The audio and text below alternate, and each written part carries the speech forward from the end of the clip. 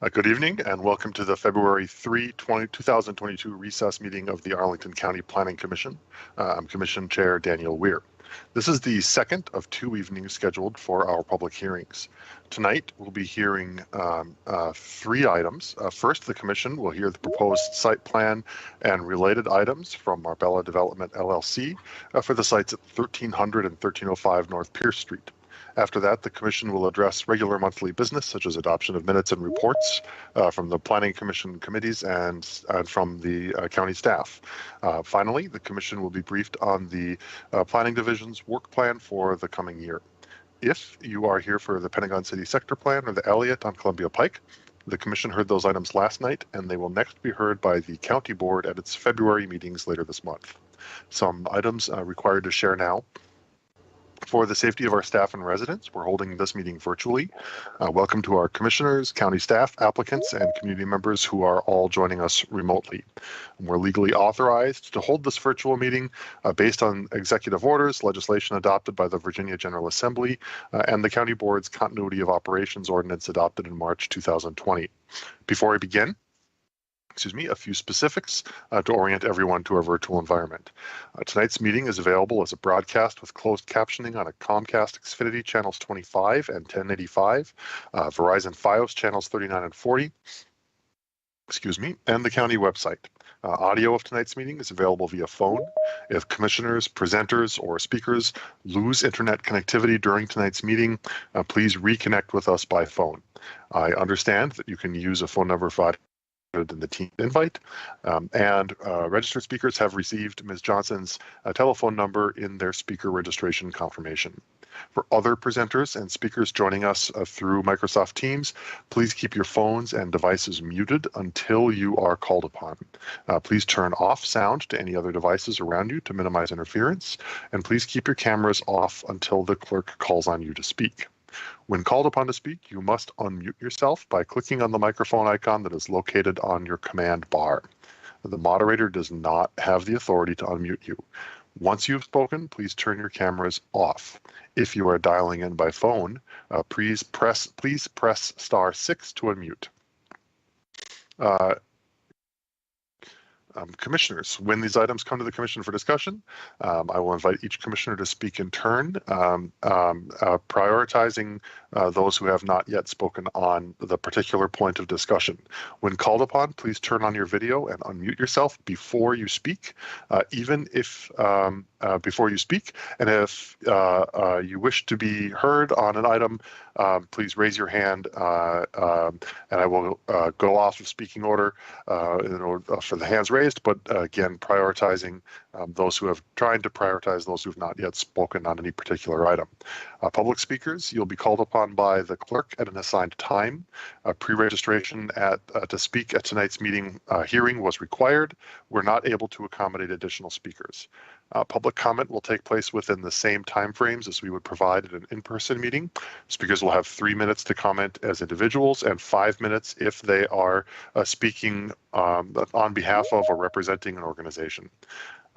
Speaker timer will be displayed on screen by the clerk. If you are dialing in by phone and unable to see the screen, we'll provide an audible warning when 30 seconds are remaining. You will be muted when your time has concluded. The meeting chat is active for presenters or commissioners who need technical assistance only. Do not use the meeting chat for discussion, for public comment, for questions about agenda items, or requests for more information. All public comment must be shared verbally for the record during the assigned public testimony period. And lastly, this is a public forum. Tonight's meeting will be recorded and posted to the county website. So all information associated with tonight's meeting, whether written or spoken, is subject to the Virginia Freedom of Information Act requirements.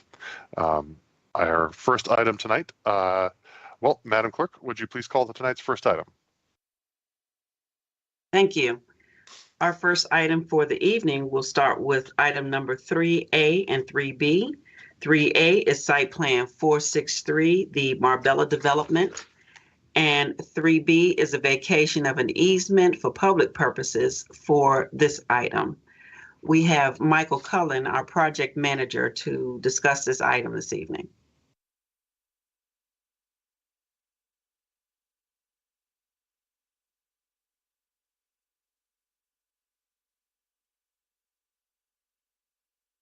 Mr. Collin, if you're evening. speaking, you never mind. Thank you. Nope, I'm sorry. I'm just doing too many things at once. Okay. So I hope you can see my slides. So good evening, members of the Planning Commission. Hello, I am Michael Cullen with the Arlington County Department of Community Planning, Housing, and Development's Planning Division. Tonight, I'll be providing a staff overview of the Marbella Apartments project.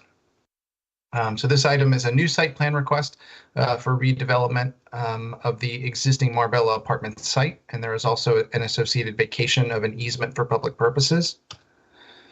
The site location is within the Roslyn Metro Station area and immediately adjacent to the Courthouse Metro Station area, and it's approximately 1/2 mile from each Metro Station entrance. The project site is located on the east and west sides of North Pierce Street in the Radnor-Fort Myer Heights neighborhood, which is comprised of varied housing types and styles ranging from scattered single-family and townhouse units to low-rise garden apartments, 5 to 8 story mid-rise multifamily buildings, and some taller buildings such as the 11-story Prospect House located on North Oak Street to the east. To briefly summarize the current project proposal, Arlington Partnership for Affordable Housing, or APA, has filed a site plan application that proposes 2 new 12-story multifamily apartment buildings to be constructed in 2 phases with a total of approximately 555 units at 260 units per acre and a combined parking ratio of 0.48 spaces per unit. Of note here, the Lisa Court townhouses are located north of Site A, and the Flats at Pierce Court building is located south of Site B. So the GLUT map designation for the site is medium residential, which outlines a base density range of up to 37 to 72 dwelling units per acre. The site is not located within a special planning area or subject to a special GLUT study. However, the current GLUT map includes a note regarding additional density that may be approved by the county board when a development is consistent with county goals, policies, and plans, including objectives identified in section 1559 of the zoning ordinance. The site is zoned RA 615, multiple family dwelling district, which corresponds to the medium residential GLUT designation. And it allows for multifamily buildings up to 60 feet in height at up to 48 units per acre under by right development, or buildings up to 70 feet in height at up to 60 units per acre through site plan approval subject to section 1237 of the zoning ordinance. Up to 60 additional feet of building height with no specified limit on density may be permitted under section 1559 for projects with 100% commitments to low and moderate income housing. However, the county board may also consider projects with less than 100% commitment. The zoning ordinance has been periodically amended to permit a building's maximum height to exceed district standards by site plan approval options, so long as the building's residential units contribute to the county's supply of affordable housing. In recent years, the county has experienced increased interest in redevelopment within RA zoning districts, culminating in an amendment in 2019 to eliminate a bonus density cap in conjunction with prohibiting additional building height in unplanned areas. This was followed by a recent amendment in 2021 to provide an interim tool that reintroduced a 60-foot bonus height provision with no specified density limit, enabling near-term consideration of increased building heights for affordable housing developments on a case-by-case basis. The zoning ordinance section 1559 provision for additional building height for affordable projects identifies a number of mitigations to ensure projects are designed to establish effective transitions to lower density residential areas, including the use of site topography, landscape buffers, architectural facade treatments, graduated building heights, and increased setbacks. There is also a countywide study underway known as the Multifamily Reinvestment Study, currently in early planning stages for community engagement, which will seek to address the housing challenges facing unplanned multifamily areas in RA zoning districts. The MRS is expected to yield design guidelines and other policy recommendations that may help shape development to better fit within lower density surroundings. To evaluate whether the project meets the standards required by Section 1559, staff completed a building height analysis of the Marbella Apartments project that considers urban design elements in an area-wide context, including existing building height and age, historic resources inventory status, type of property ownership, slope analysis, surface parking inventory, existing setback patterns, and an assessment of whether properties may be more or less likely to change or redevelop. Through this broad building height analysis, staff identified priority transition frontages that seek to focus on more effective use of mitigation strategies outlined in Section 1559, including use of potentially intensive tools such as additional building separation, greater building setbacks, and greater landscape buffers to soften building height transitions. Staff reviewed several projects that represented relevant examples of appropriate building transition through effective urban design, with common elements including building tower stepbacks at the 3rd, 4th, or 5th floors, greater building separation, and implementation of lower density unit types along project edges that front lower density areas. Primary examples include the Union on Queen project in North Fort Myers Heights, the Monroe building in Virginia Square, and the approved American Legion project currently under construction on Washington Boulevard. Incorporating comments and feedback received from staff, community, and SPRC members, APA has incorporated design revisions in both buildings since initial submission of the site plan application. The buildings have been sculpted on all sides to improve transitions along priority frontages, in addition to increasing building setback on North Ode Street and greater landscape buffer area on the north side of Site A. And proposed pedestrian paths were consolidated to the south side of both buildings.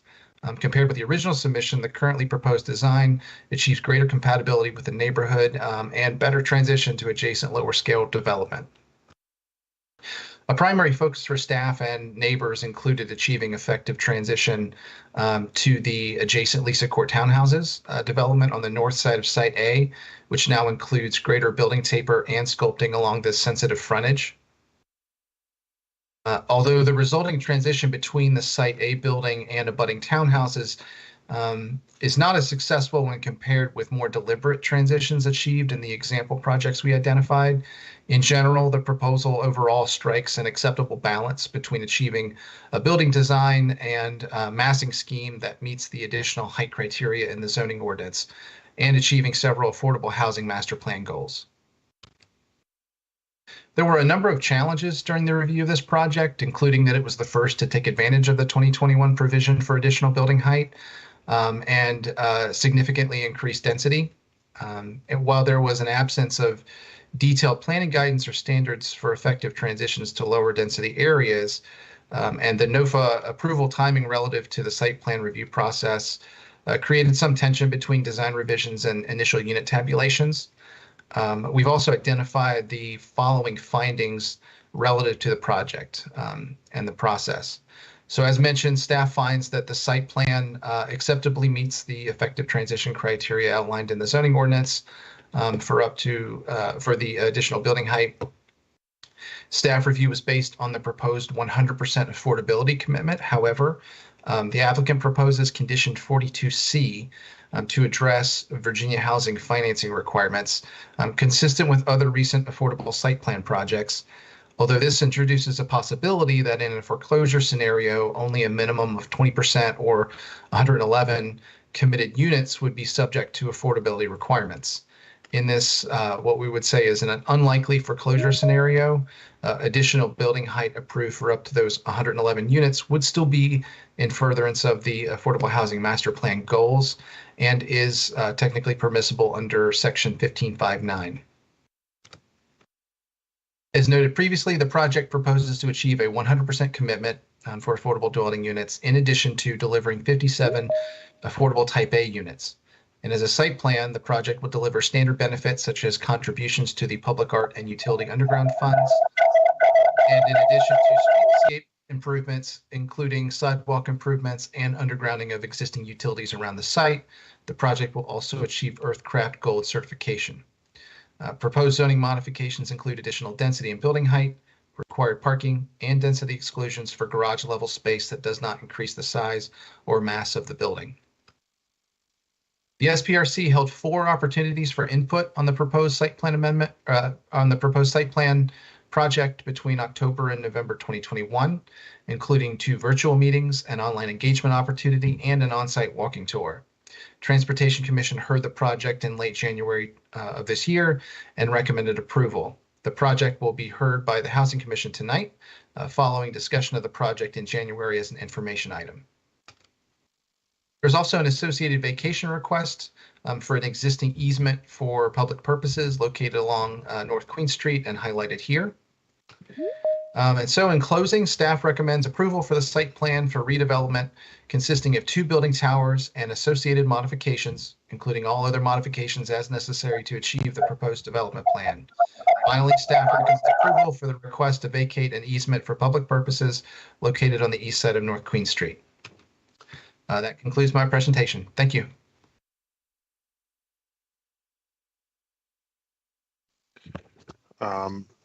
Thank you, Mr. Cullen. I believe that next we will go to the applicant, and I just got an email. I got an email saying that Mr. Whitmore would not be here tonight, but I have lost track of who will be here. My apologies.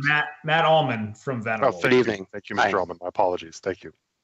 Yes, and if I could have the ability to screen share, I can pull the presentation slides up. I think I have to be made a presenter. Great, here we go. Thank you, Mr. Allman. Can we ask Mr. Carson to turn his camera off, please?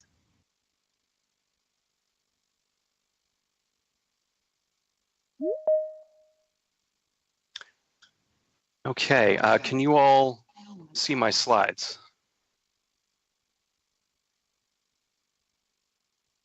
Yes. Yes. Okay, excellent.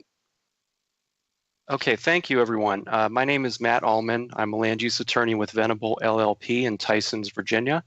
I'd like to thank Mr. Cullen for his presentation and really thank all of staff and all the stakeholders who have invested so much time in this project. And we're just so happy to be here at Planning Commission this evening and continue through the public process. I'm here on behalf of APA. APA owns and maintains a large portfolio of affordable housing units in Arlington County and throughout the region. Their mission is to develop, preserve, and own quality, affordable places to live, to promote stability and opportunity for APA residents, and to advocate with the people and communities that APA serves. Here you see our proposed site plan, this ground floor view. On the left, you see Site A. That's a 234 unit building with a parking ratio of 0.45, height of 12 stories and 130 feet. On the right, you see Building B, which is a multi-generational building featuring traditional multifamily units as well as senior living units. That's a 321 unit building with a 0.5 parking ratio and also a 12-story, 130-foot height. In the aggregate, the development contains 555 units and a blended parking ratio of 0.48 spaces per unit. This slide focuses on site access and how you might interact with the buildings if you were a visitor or a tenant. Highlighted in yellow are our main pedestrian entrances on either side of Pierce Street, as well as a secondary entrance for Building B on Pierce and secondary building entrance for Building A on Queen Street. If you were to be visiting the site in a vehicle, you could access the garage either on Queen for Building A or Ode on Building B. We've also widened North Pierce Street in this area to institute a lay-by, and we've also incorporated curb cuts and a crosswalk to facilitate seamless ease of access onto either side of Pierce Street where those main lobbies are located. If you were to visit the site via bike, you have a couple options. We have a Capital Bike Share station along North Queen Street, which is there today, and we're merely shifting the location a bit. You can see shaded in blue visitor bike racks in a couple different locations around the site. And then tenants will have access to bike rooms in the garage. And there are elevators which would take you down from the ground floor right to those bike parking areas. This slide focuses more on the public realm and circulation movements in and around the site. Highlighted in yellow to correspond with our pedestrian entrances are the existing sidewalks. The sidewalks will be widened to a 6-foot clear width with tree pits and standard county landscape buffers along those street frontages. We're also introducing 2 new publicly accessible, what we call cross-block connections that will help provide different cut-through points and improve pedestrian circulation around the neighborhood. In blue, you see the vehicular travel patterns, and I'll just point out one feature on Pierce Street. This area here will be turned into a turnaround area. Since North Pierce is a dead-end street and turning around currently involves a 3-point turn in the right-of-way, we've added this turnaround area to facilitate those turning movements off of the street. And there will be an easement on that area to facilitate access by the public and by county emergency vehicles and really anybody who needs to use it. This is our landscape plan. And this is taken from the perspective of the roof of the building. And I'll just call out a few features. In the gray, you can see where we are proposing solar panels. In the light green, where we have introduced steps and step backs in the building architecture, we've taken advantage of those steps by instituting planted areas and green roof areas. On the ground plane, we have a courtyard in either building. That's for the private use of the building residents. Here with the number 2 is what we call the Pocket Plaza, which is an area of slightly more paved area with some benches and just a casual gathering space meant to promote interaction between the residents and neighbors. And you can see the site is quite lushly planted and landscaped, particularly along the priority transition zones that staff had identified here on the north side of Building A, as well as the frontage of Building B. I'll point out an area where we shifted the building mass to accomplish a double row of trees along Ode Street, this frontage here. All of the required tree replacement is occurring on site, which is great. And our projections are that the site will exceed the tree canopy coverage recommendations for this neighborhood. This elevation is of Building A on the Pierce Street frontage. We share this so you can get a sense of how the building tapers and how it's been sculpted to provide appropriate transitions to adjacent development. You can see how the architecture and materiality complements those transitions and helps break up the building mass. Building A features this very distinctive green brick and some cooler tones. This is Building B, also the Pierce Street frontage. A lot of the same architectural strategies and vocabulary are used in the Site B building, although the color template is a little bit warmer. You can see the use of tan brick and lighter colored brick. This rendering is of Building A looking up Queen Street. You can see Lisa Court townhomes here in the foreground and start to get a sense of that landscape buffer area here. Building B is in the background. This is also Building A from the perspective of North Pierce Street. Building A from North Pierce Street again, and you can see this is the truck turnaround area that I called out, and you can see sort of the other extent of that landscape buffer zone. This is Building B viewed from the Building A courtyard area, and you can see how the axis between the two courtyard areas sets up a visual connection.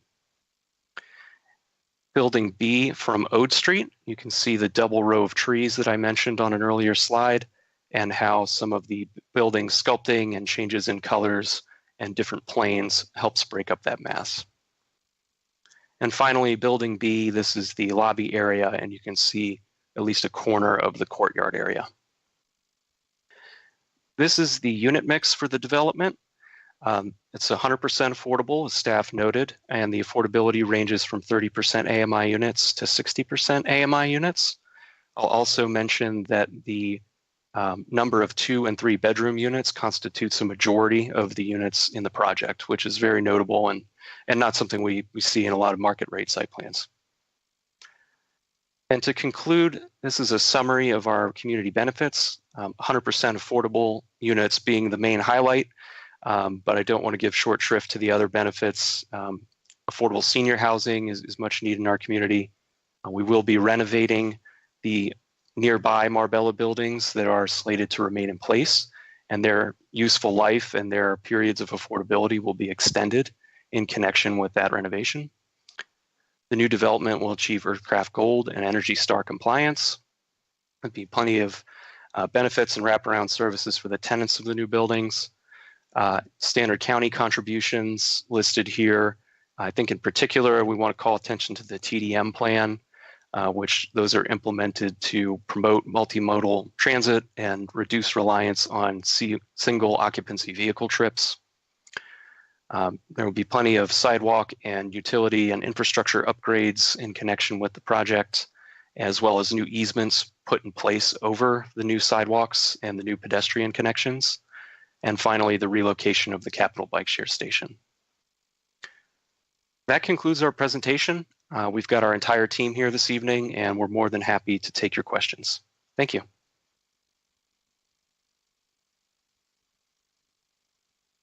Thank you, Mr. Allman, and to your colleagues. Did I just give myself a thumbs up? My apologies if so, that's weird form. Thank you, Mr. Allman and colleagues. Madam Clerk, do we have any public speakers on this item?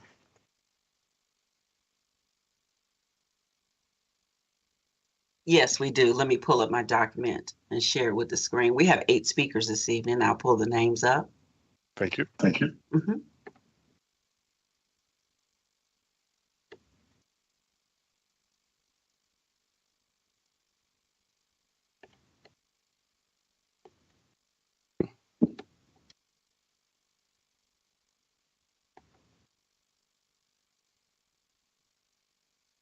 Our first speaker for the evening is Adam Theo, followed by Corinne Parker.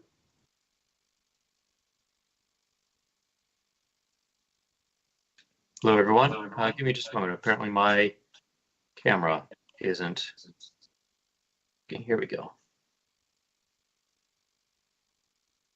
There we go. Good evening, everyone. I'm Adam Theo.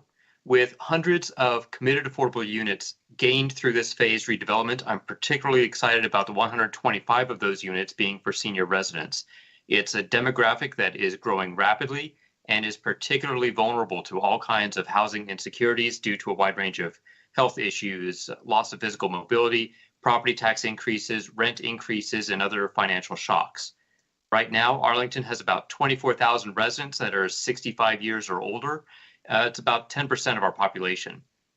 And from 5 years ago to about 10 years from now, the number of adults aged 80 or over is expected to double. The percentage of older adults across the country that are renting is increasing. It's a population in need that is often avoided in affordable housing programs because of the extra on-site health and well-being services needed for them. Although I'm disappointed in the reduction of proposed units for older residents as the planning process has gone on, and I am worried about them being in the later phase 2 stage, I still give a big thank you to APA for being sure to include senior affordable housing units in this plan. Members of the Planning Commission, please recommend this Marbella site plan to the County Board for the February 12th meeting. Thank you. Thank you, Mr. Theo. Our next speaker is Corinne Parker, followed by Joe Mcandrew.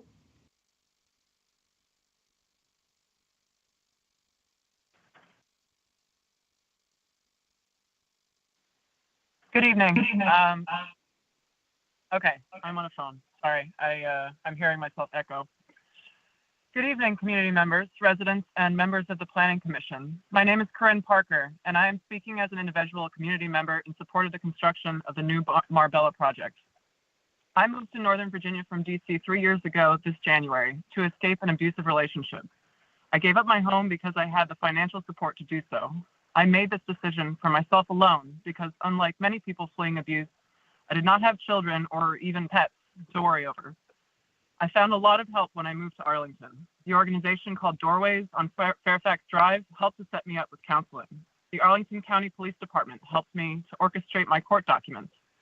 One thing I did not need help with, unlike many survivors, was housing, because I was able to hold on to my job throughout this ordeal and make enough money to afford a new home. A comment that survivors frequently hear is, "Why didn't you just leave?" Without affordable housing, many survivors have no place to leave to. For survivors with children, this becomes doubly concerning. A parent in this situation may end up forced back into the abusive relationship due to financial constraints, involuntarily making their child a witness to abuse and thereby normalizing it. The fight for affordable housing is not a destination. It must continue against the tides of housing inflation, high property taxes, and strict zoning laws. The market will always threaten the existence of these affordable units. Last year, Arlington made a step toward making affordable homes more possible by offering bonus density in exchange for affordability, and this project will use that. The planned Marbella apartments are family units that make the most efficient use of the space. The building is a short commute to the subway for residents that cannot afford cars. I'd like to ask the Planning Commission to consider what one of these homes would mean to a person escaping domestic abuse. Consider what it would mean to our community, creating a safe and affordable option for those who qualify. Please don't delay this project any further. Put your voice forward in support of the Marbella affordable housing development. This concludes my statement offering my support of the Marbella development. Thank you, Ms. Parker. Our next speaker is Joe Mcandrew, followed by Stuart Stein.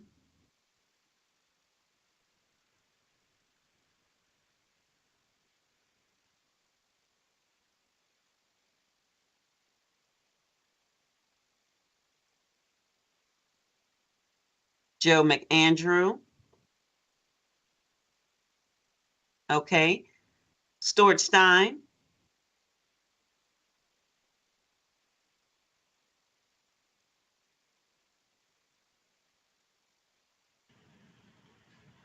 Hello. First of all, I want to fully associate myself with Stan Carson's statement that you will hear soon. I think this project illustrates the reasons that staff had concerns about reinstating bonus height after removing caps on density. They were right to be concerned. The county was wrong to do it. The dismissal of Lisa Court and their concerns by some in the process was outrageous. The staff and the developer have shown much more concern for the community than those making those comments, especially in SPRC 1. Site plan is not just doing something because you can. By definition, site plans are site specific. The impact of a development on a community is of great importance. In my opinion, none of my neighbors are expendable. Billionaires, people who need help with their rent, and everyone in between. They're all equally my neighbors if they live in penthouses, efficiencies, or a group home, or dare I say, single-family homes or townhouses. Rayfom's primary concern has always been for its current residents. I think this amount of development is inappropriate and out of context for our area. I want to thank the staff for their efforts to work with the community and to try and mitigate some of the impacts of this massive development on neighboring buildings. I want to thank the developer for making some of the changes and embracing zero displacement, and for keeping Marbella affordable for the long term and the multi-generational units, and for reaching down to 30% AMI, something that I've spoken about for many years. That being said, the scale and massing of this project should be much smaller. Fort Myer Heights and Radnor Heights are communities, or I should say, established communities, no matter how inconvenient it might be for some to consider that. Thank you. Thank you, Mr. Stein. Our next speaker is David Broyles, followed by Sinai Kabuto. All right, good evening. My name is Dr. David Broyles, and I live at 1620 Arlington Boulevard, which is part of the much scapegoated Lisa Court. This project is my first involvement on a community issue of this scale, and I've experienced a mixture of fascination, respect, and disgust. It's a whole new world to me, all of these meetings, the choices of words. As I mentioned last time in November, I learned the phrase associating myself with someone else's comments. It's fascinating stuff. I respect and support the mission to increase the affordable housing in Arlington, something which the county desperately needs. And we have a great community here, and I want it to continue to be great as we grow. But I've also been disappointed that some participants have chosen to denigrate, demonize, and marginalize me and my neighbors during this process. Undue influence, just 6 little homeowners, a median turnover rate of 5.5 years. The message is clear. We're insignificant and unwanted. And I guess that's easier to say when you don't actually live in the neighborhood where you're casting your judgment. But rather than dwell on the unprofessional behavior, I wanted to inject some humanity back into this conversation. My name is Dave. I live at 1620, and I've been here for 9.5 years. I work over in Clarendon, and I get the joy of being able to walk into work, which I think is something much to be envied in this area. My neighbor, Sinai, she's owned her place for 9.5 years. Next to her are Aaron and John, 23 years. Next to them, Joanna and Stan, 7 years. Next to them, Mega and John. There are newcomers just under a year. The previous owners, 22 years. And then on the other end, we've got Celia and Julian at 10.5 years. That's us. I'll close by reiterating my comments from November. We all want this project to succeed. Marbella's success is our success because we are a community, even if some people don't think we deserve to be here. Of course, success means different things to different people. For some, it means maxing out the housing potential no matter the impact on the environment and the neighborhood. And for others, it means striking a balance and ensuring that we all end up with a nice quality environment where we can all live together. I would prefer the latter. Thank you very much. Well, thank you, Mr. Broyles. Thank you. Our next speaker is Sine Kubota, followed by Stan Carson.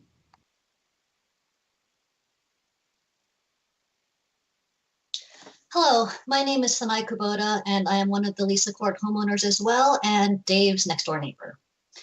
The site plan review process is said to, quote, ensure proper reviews, public engagement, and compliance with applicable policies and ordinances. Moreover, the opening letter within the Arlington County Advisory Group Handbook says, quote, Arlington's civic success is rooted in its vision and has been supported by years of citizen activism.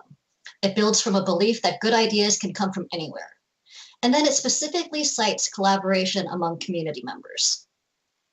It is these claims, and what I believe to be a common understanding that community engagement is critical to effective government, that has led me to be so disappointed with the site plan review process for the Marbella site.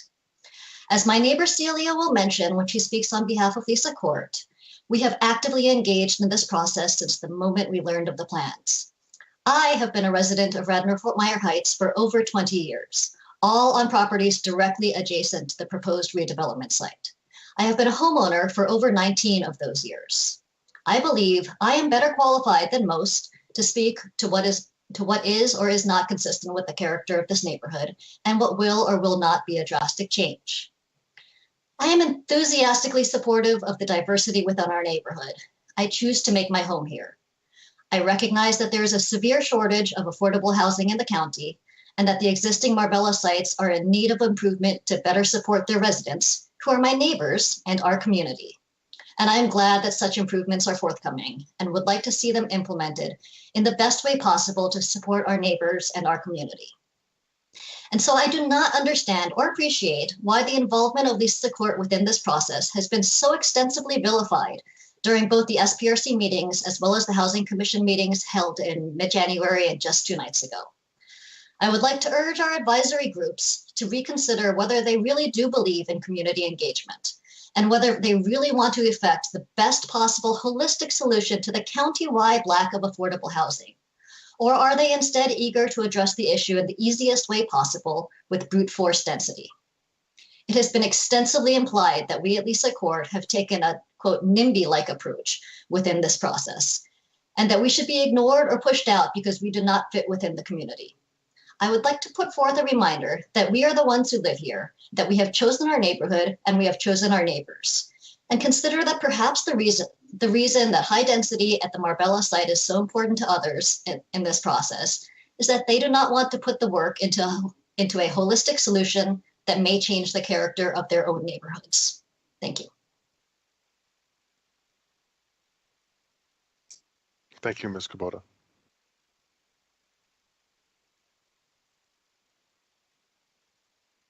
Stan Carson is followed by Celia Carpenter.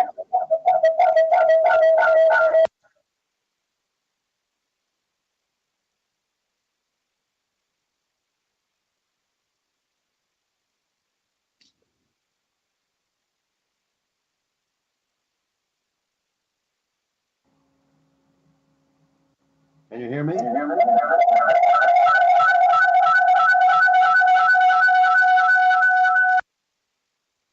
Mr. Carson, we can hear you, but it appears that you are signed into the meeting several times, and I think that that is the cause of the feedback that is that we're hearing when you're off mute.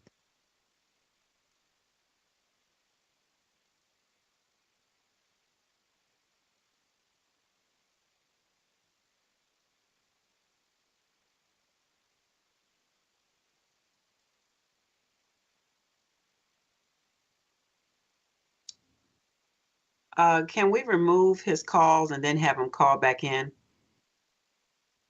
Since he's logged in several times. Also, hello. Do you mind putting back?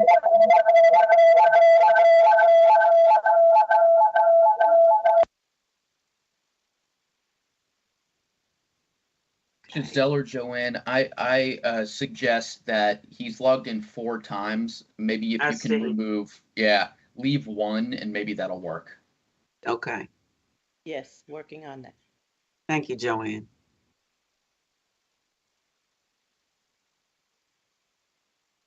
Okay, 1 is showing.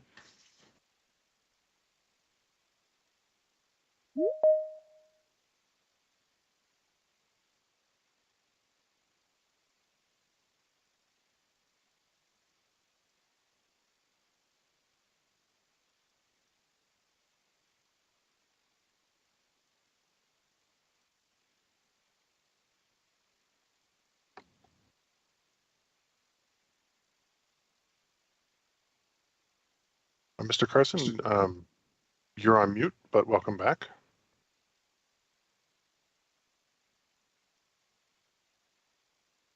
You're still on mute, Mr. Carson.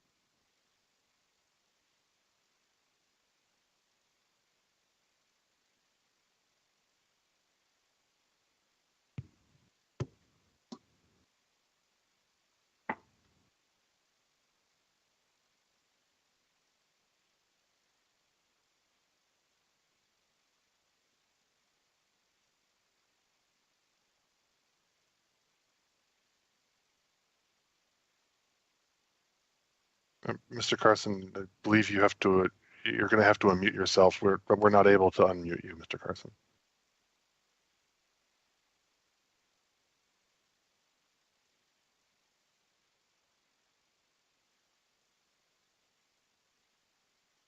On the screen.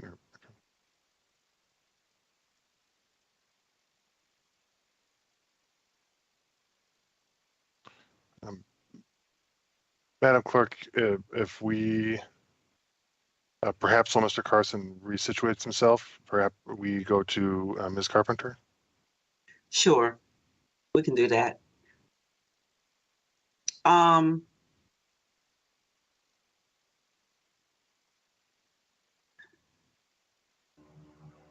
you hear me? Yes, we can. Okay. Great, thank you. That's good. All right, I have 5 minutes. I used to have 5 minutes anyway. I am president of the Brandon Fort Myers Heights Civic Association, commonly known as RAFOM. RAFOM fully supports those in our area that are most impacted by this project, like Lisa Court and the others surrounding the site. We support them in their concerns and their desires to expand affordable housing in our area, too much of which has been lost to redevelopment. We commend the developer for committing a goal of zero displacement of current residents. This is something RAFOM has been fighting for throughout the years. The county should make this a requirement rather than relying on developers who might not be as dedicated as APA. We commend the staff for trying to work with the adjacent buildings to try and mitigate some of the impact of this huge development. Throughout this process, it has been clear to us that this amount of redevelopment and density is inappropriate and out of context for this area. The scale and massing illustrates why it was wrong to change the zoning to remove caps on density. Everything cannot be solved on one site. There would be a significant contribution to affordable housing at a smaller scale. While we are aware of county parking goals, we feel the project is absolutely underparked, and it will add to what is already a difficult situation. Context and impact on the community is of great importance. Every accommodation should be made for the residents of Lisa Court, who have been welcoming and more than reasonable with their requests. Thank you. Thank you, Mr. Carson. And our last speaker is Celia Carpentier.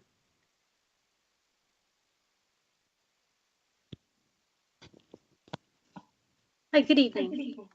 My name is Celia Carpentier, and I represent the homeowners of Lisa Court. Lisa Court is a development of 6 townhomes that is adjacent to Site A of the proposed Marbella redevelopment.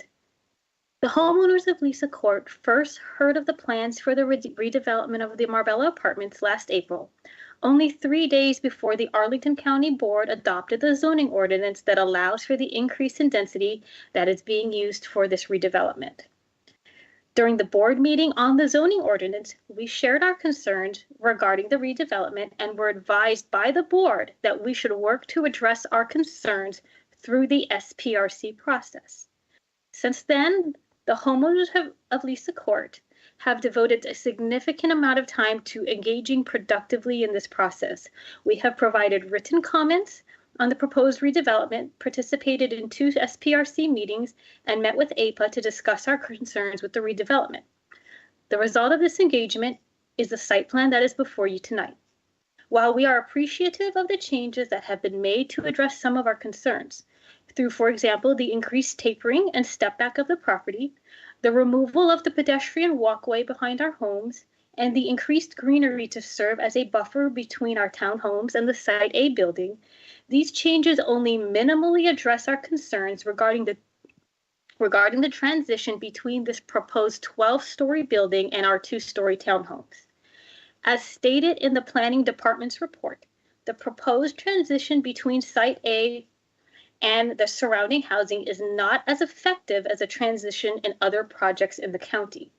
During the SPRC process, the county staff identified the Union on Queen, the Monroe at Virginia Square, and the American Legion project as good examples of meeting urban design principles regarding transitioning to lower density housing.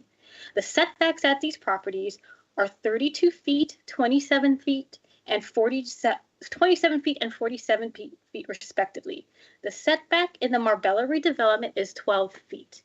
In our most recent communication with APA in December of last year and January of this year, we provided both written and verbal comments regarding the transition between the Site A redevelopment and our townhomes and suggested that the minimum setback be 20 feet. A compromise which is still less than 75% of the shortest setback among the examples provided by the county staff. APA's final design submitted tonight has not increased the setback, keeping it at less than half of this Monroe site setback, which is the smallest setback among the county staff examples. Also note that the Monroe building is only 9 stories tall and on level ground as compared with the Marbella redevelopment, which will be 12 stories and begin above a 30-foot grade increase.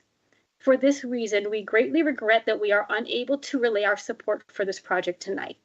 While the homeowners of Lisa Court remain supportive of increased affordable housing at the Marbella site, we remain concerned for the abrupt and jarring transition the new building will create, both from our homes and at one of the main entry points to the neighborhood. Therefore, the homeowners of Lisa Court are reiterating tonight the comment that we provided to APA back in December. We believe that the transition between Site A and our townhomes should be consistent with the good urban design examples as pointed out by county staff during the SPRC process. Our ask of the Planning Commission tonight is to have APA take another look at what they can do to increase the setback and the step back of the property. We believe that the standard for any new development, this development included, should be to meet good urban design principles. We also note that it is good public policy for affordable housing to be indistinguishable from similar market rate or non-subsidized housing in the area. We understand that there may be complicating factors which preclude meeting some of these minimum standards, but we believe that APA has not been transparent about any constraints that they may face. We believe that these constraints and any trade-offs should be put forward in an open forum to help stakeholders understand and possibly troubleshoot any reason that the Site A redevelopment is unable to adhere to appropriate design principles. Absent such a discussion, the homeowners of Lisa Court are left wondering if APA can do better. Thank you. Thank you, Ms. Carpentier. Do we have any commissions representatives present with us this evening? Well, first I should ask, Madam Clerk, have we completed public comment, and perhaps have we heard back from Mr. Mcandrew? No, we have not heard back from Mr. Mcandrew, and that was our last speaker for the evening. Thank you, Madam Clerk. Now I will ask, are any commission representatives here this evening?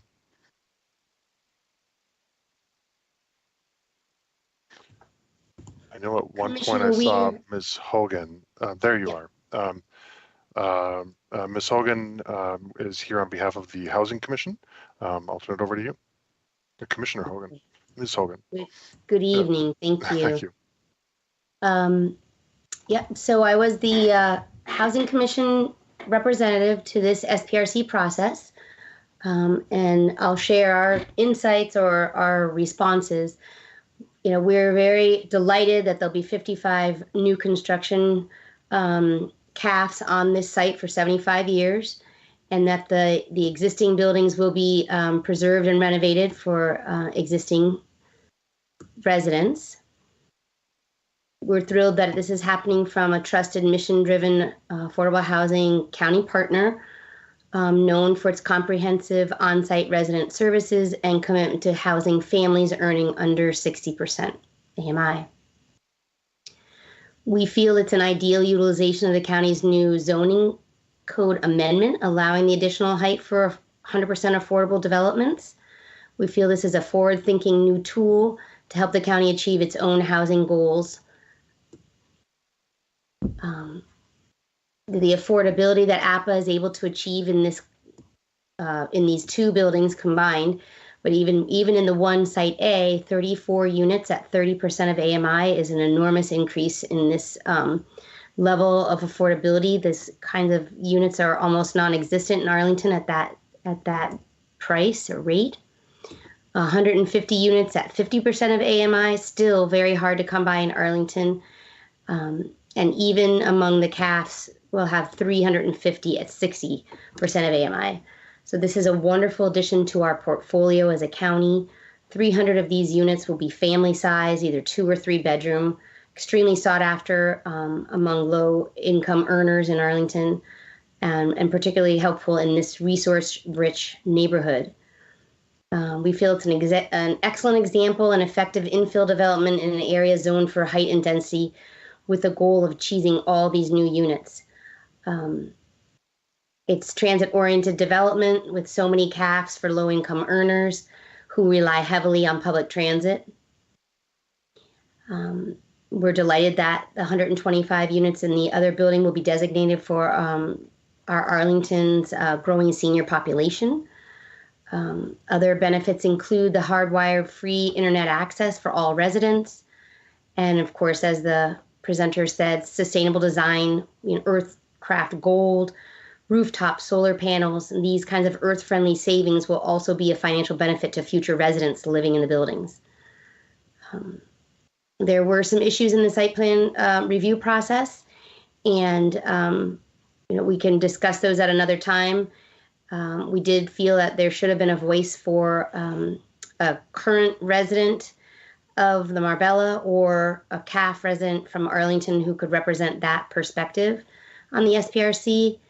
And I know there's been some concerns about the design accommodations from the adjacent property. I did want to note that the design examples that were provided by the staff, as far as I could tell, were all comparing new developments adjacent to structures that had already maximized their own zoning potential.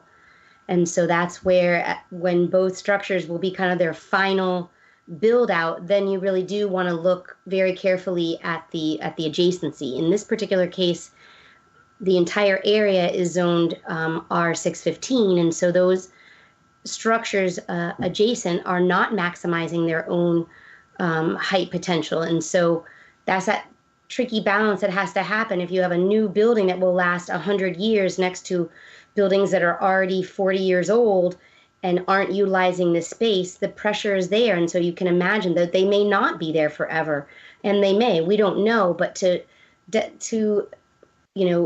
overly impact a very large structure based on 6 small structures doesn't seem like good use and efficient stewardship of Arlington's AHIF funds.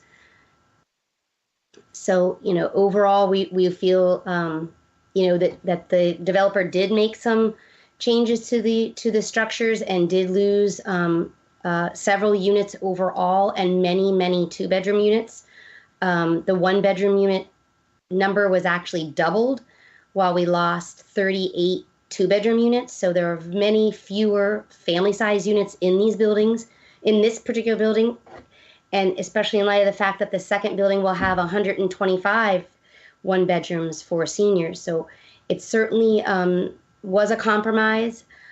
Some people think it went too far. Others will say it didn't go far enough, and that's that community conversation that we have to have. But when we have a crisis of housing that's at this level and prices are skyrocketing everywhere, I feel we need to support our affordable housing developer partners utilizing their own land to create the affordable units that we need in Arlington to sustain our community.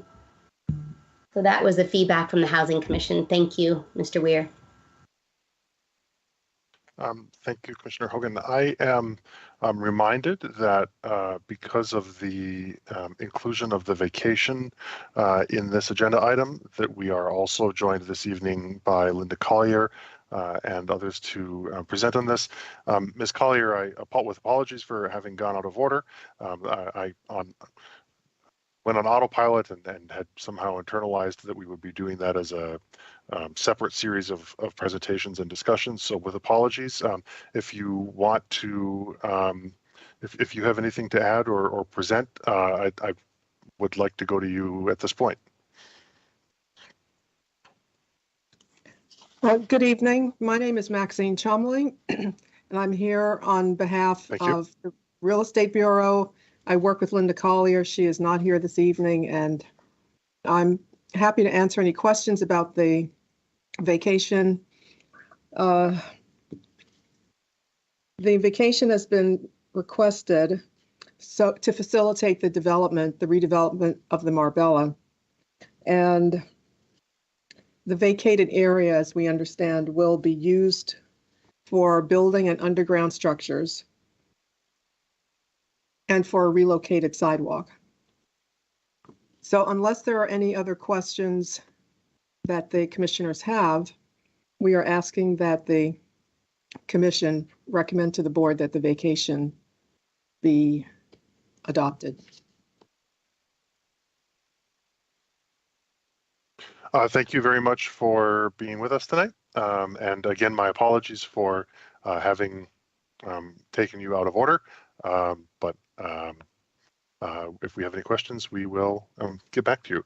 Are there any other commission representatives present from any other commissions? At the risk of being a little inconsistent with how I did things last night, I'm going to go to Commissioner Lantelmi first for the Transportation Commission, if the Transportation Commission heard this item, and then to Commissioner Morton for the SPRC report. Thank you. Yes, the Transportation Commission did in fact hear this at its meeting last Thursday, the 27th. The discussion topics, a couple of them were focused on parking and also on the bicycles. There were questions about having the bicycle room be in the parking garage on a lower level, but when it was explained that the room will be right by the elevators, that seemed to satisfy the commission for that. Overall, the commission seems to felt that the project is a bit overparked, having an almost 0.5 overall parking ratio. And given that this is in the watershed of two subway stations, APA said that it's in line with its other projects. We went back and forth on that. Ultimately, the Transportation Commission, while continuing to be a bit concerned about the level of parking, nonetheless voted unanimously to recommend this project to go forward, both the project and the vacation. So that's the report.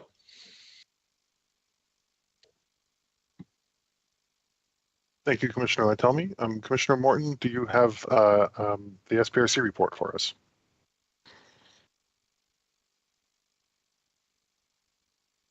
I do. Thank you. I'm having a little lag. Apologies. So thank you, Chair Weir. Good evening, colleagues. Thank you to staff and for the applicant for their excellent presentations. I'd also like to thank the applicant for bringing this project to us here in Arlington, which will go a long way toward furthering our very much needed housing goals. I will try to be brief to leave time for what I'm sure will be a robust discussion and to avoid overlap with what's already been covered. Briefly, as Mr. Cullen noted, the SPRC process overview, we had an online engagement opportunity October 4th through 13th, followed by 2 virtual SPRC meetings, October 25th and November 22nd, 2021. In addition, as Mr. Cullen noted, we had an in-person site visit on October 18th. I will summarize again the main issues raised during the SPRC process, many of which you've already heard alluded to. Affordable housing, the proposal was widely praised as a critical way to advance the goals of the Affordable Housing Master Plan. SPRC members, I think, universally expressed their keen awareness of the housing crisis and applauded the fact that 100% of these 555 units would be affordable for 75 years. In addition, the senior housing component was very well received. As you've seen and heard during the SPRC process, the number and unit mix did evolve. And you've seen the facts that some bedrooms were reduced, particularly those of the larger family units that I know many of you are concerned about. To some SPRC members, this reduction was objectionable, especially since the applicant had indicated a higher number during their NOFA application. Any reduction was seen as a loss to some SPRC members. To other SPRC members, some building evolution was necessary to meet the effective transition requirements of the zoning ordinance, discussed already, as I will proceed to discuss next. So building form and the transition to lower density was the issue that dominated the conversation. The applicant presented several versions of the project in response to questions and concerns raised by staff and SPRC members and neighbors.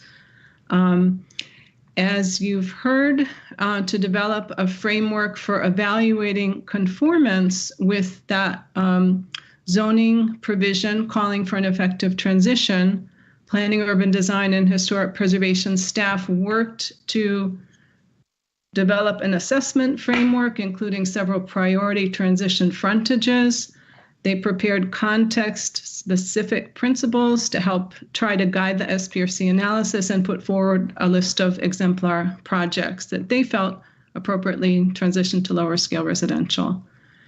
So the applicant did make several modifications to the project to better conform with this transition clause, including, as you've heard, enhanced setbacks from the North Ode Street frontage of Site B, increase sculpting and tapering on priority frontages, the elimination of what ended up being called a wedge portion of the garage podium of Site A, which did result in a slightly increased buffer from Lisa Court, and in addition, relocation of a path in response to Lisa Court residents from the northern edge to the southern edge of the site.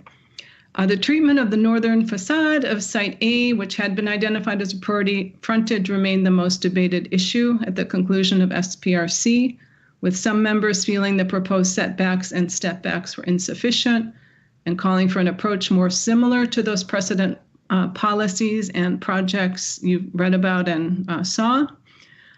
In contrast, a number of SPRC members expressed reservation about the impact that the zoning ordinance mitigation requirements had on unit count, especially the unit mix and the larger units.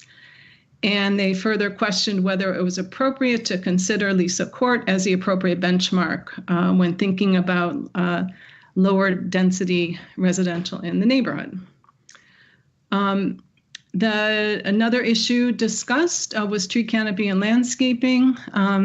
There are a number of mature trees, some quite old and large, and some SPRC members were concerned about the loss of those trees, especially since some had been provided through the county's tree fund.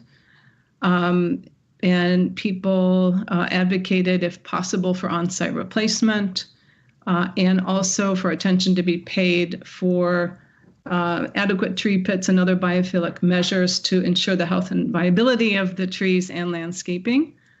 Some members expressed concern about the viability of that landscaped buffer you heard about between Site A and Lisa Court, particularly given a relocated storm sewer line in the area. There was some concern that in the event that sewer line needed to be maintained, that the landscape may be disturbed or destroyed. Staff has outlined a couple of conditions to address these issues in the staff report. Parking and loading, you've heard a little bit about already. Some SPRC members, especially from the community, as you've heard, expressed concern about parking and traffic impacts and felt the parking ratio was too low.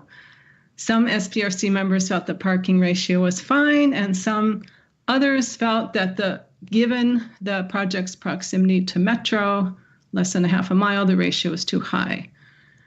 Concerns were also expressed by the neighbors about the functioning and potential noise impacts of the proposed turnaround. And some SPRC members were also concerned about the impacts of the parking and loading entrances on the streetscape and pedestrian experience on North Queen and North Ode Street. Pedestrian network and accessibility.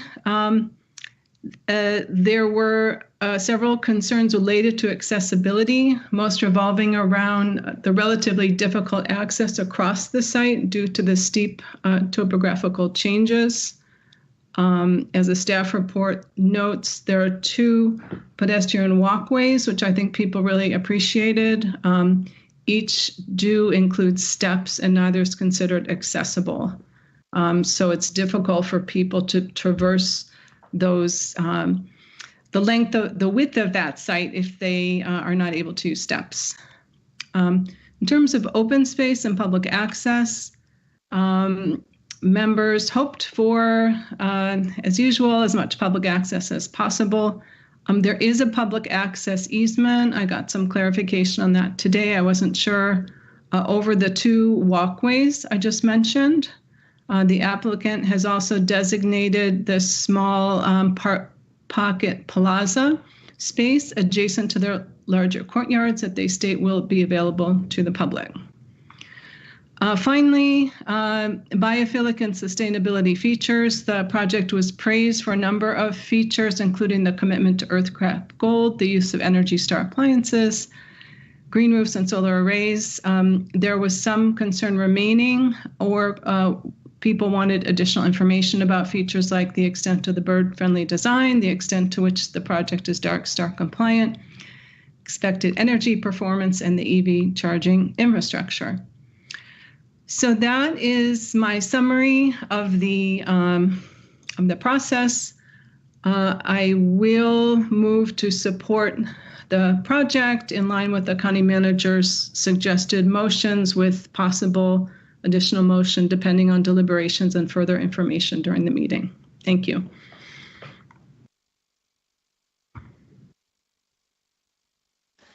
Thank you, Commissioner Morton. And so I, just pulling from Commissioner Morton's written report, I'm looking at 8 general categories: affordable housing, building form and transition to lower density, tree canopy and landscaping, parking and loading, pedestrian network and accessibility, open space and public access, biophilic and sustainability features, additional neighborhood concerns, and then I guess 9 is other. Are there any other topics or any changes or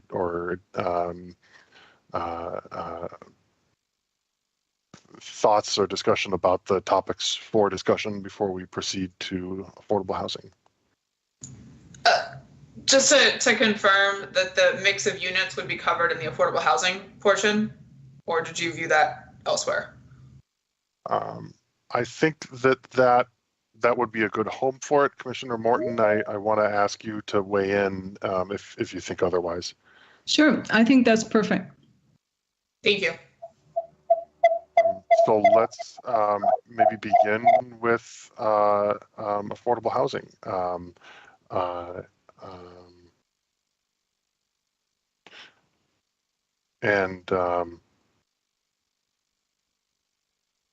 Let me ask that anyone on the commission who wishes to speak, will raise your hand or turn on your camera to be recognized, and we will proceed.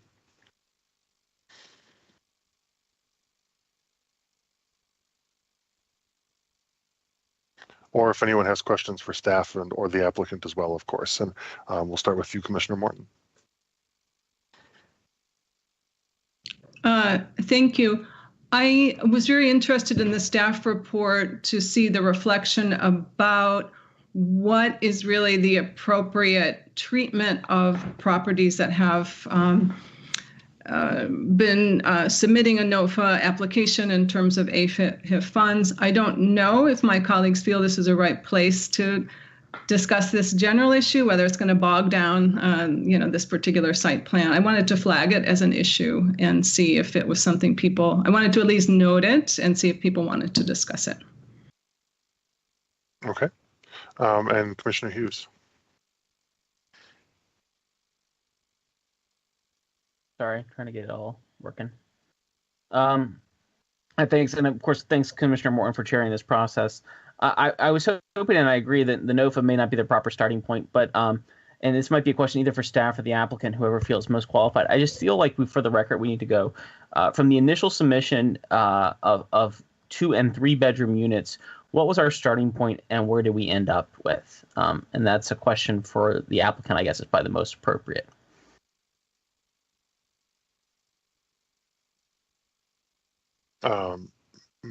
Mr. Allman, Sims, I see you're on, or Mr. Allman, if you'd like to go. Sims? Sure. So my name is Charles Sims, Director of Development with Arlington Partnership for Affordable Housing. I'm looking for the exact amount of 2 and 3 bedrooms we submitted initially. Let me lean on Matt Allman for that. So just, Matt, I don't know if you have that quickly to pull up. And I'm pull it up and get you that answer of what it was at the initial SPRC submission. I mean, initial 4.1 submission. So I All right, have the number of overall units and bedrooms. I don't have 2 and 3 bedrooms broken out, but we started with 236 units with 477 bedrooms total. And then landed on 234 units with 434 bedrooms. So the loss of 43 bedrooms from downsizing those 2 and 3 bedrooms or to 1 bedroom units. So I realize that doesn't exactly answer your question, but it's good enough. So the 44 bedrooms are missing from the 2 and 3 bedroom units that would have otherwise been available. And Mr. Sims, since you're online, and Mr. Weir, if you wouldn't mind, just one more follow up. Just as a question, are families allowed in a 1 bedroom unit? So if a mother and a father and a child wish to live inside of a 1 bedroom unit within our affordable housing rules, is that allowed? No, that's not allowed. Oh, that's sad. Thank you for telling me, Mr. Sims.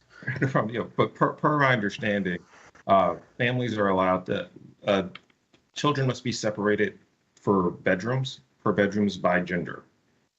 Correct. So if a family of 2 kids, 1 girl and 1 boy, it would require how many minimum bedroom unit pursuant to the Federal Housing Authority's rules? I believe it's 3 bedrooms, considering the parents would have 1 bedroom and the children would have another. But if it were, a mother, father, and 2 boys or 2 girls, then you can 2 bedrooms. 2 bedrooms.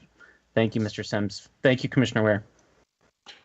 Thank you, Commissioner Hughes. This is Commissioner Steinberger. I'm unable to raise my hand. I think I may be in the meeting, the wrong function. I don't want to cut anyone off, but I would like to speak on this topic as well. Just so whenever. Please do, and to the extent that you're able, perhaps you could use the camera as an alternative way of. I think after I make my comments, I may have to log out and log back in, and I think we fixed the problem last night. I just didn't want to lose the opportunity. Anyway, not the point. No, please proceed. Thank you. So I do have concerns with the loss of the mix of especially the multi-bedroom units that appears to have kind of taken place here. I understand that the overall number of units, has largely been retained, but it's the mix of units and what's appropriate. And I think that was really highlighted well by the questioning that Commissioner Hughes just went through, that, when we talked last night about the need for more affordable housing units of a greater number of bedrooms. And I'm a little dismayed that what we're coming to is that's the first thing that's getting kind of cut back and knocked off. I struggle with that, and that's the appropriate place we should be making these decisions and these cuts, as we've just heard that we're getting these wonderful affordable housing buildings and really not increasing in as meaningful a way as we could the availability of affordable housing for families with multiple children. I really struggle with that on this project. Thank you. Thank you, Commissioner Steinberger. Commissioner Hughes, your hand is still raised. If that's vestigial, there we go. I don't see any other hands on the, well, Mr. Sims, please. Yes, I'd like to follow up. I was able to identify the number of 1s, 2s, and 3s initially submitted, and then where we are now. So initially we had, with the original 4.1 submission, there were 46 1-bedrooms, 139 2-bedrooms, and 51 3-bedrooms units. And presently we have, wrong slide. Presently we are at, it's 84 1-bedrooms, 100 2-bedrooms, and 53 bedrooms. Thank you, Mr. Sims. That is informative. Commissioner Lantelmi. Yeah, thank you. I do have a question of APA. Does APA at this point have a wait list for apartments in your buildings? So the wait list is determined per building. There's not a universal wait list for all properties. So this building at this time does not have a wait list currently, but yes, we have wait lists at other APA properties in Arlington. Okay, and the wait list, are you able to tell whether it's a wait list for the 1 bedrooms, for the 3 bedrooms, for the different units? That you, for example, you could have you could immediately take somebody who wanted a 1 bedroom, but someone who wanted a 3 bedroom there'd be like 10 families waiting for that. Is that how it works? I believe that we assess kind of the family's desires with a particular unit, and families apply for certain units or request certain units or certain unit types for the wait list. Okay, but given that you're someone who has a family with parents, a boy and a girl, Mm-hmm. they have no choice but to have a 3 bedroom. So they would have to wait for that.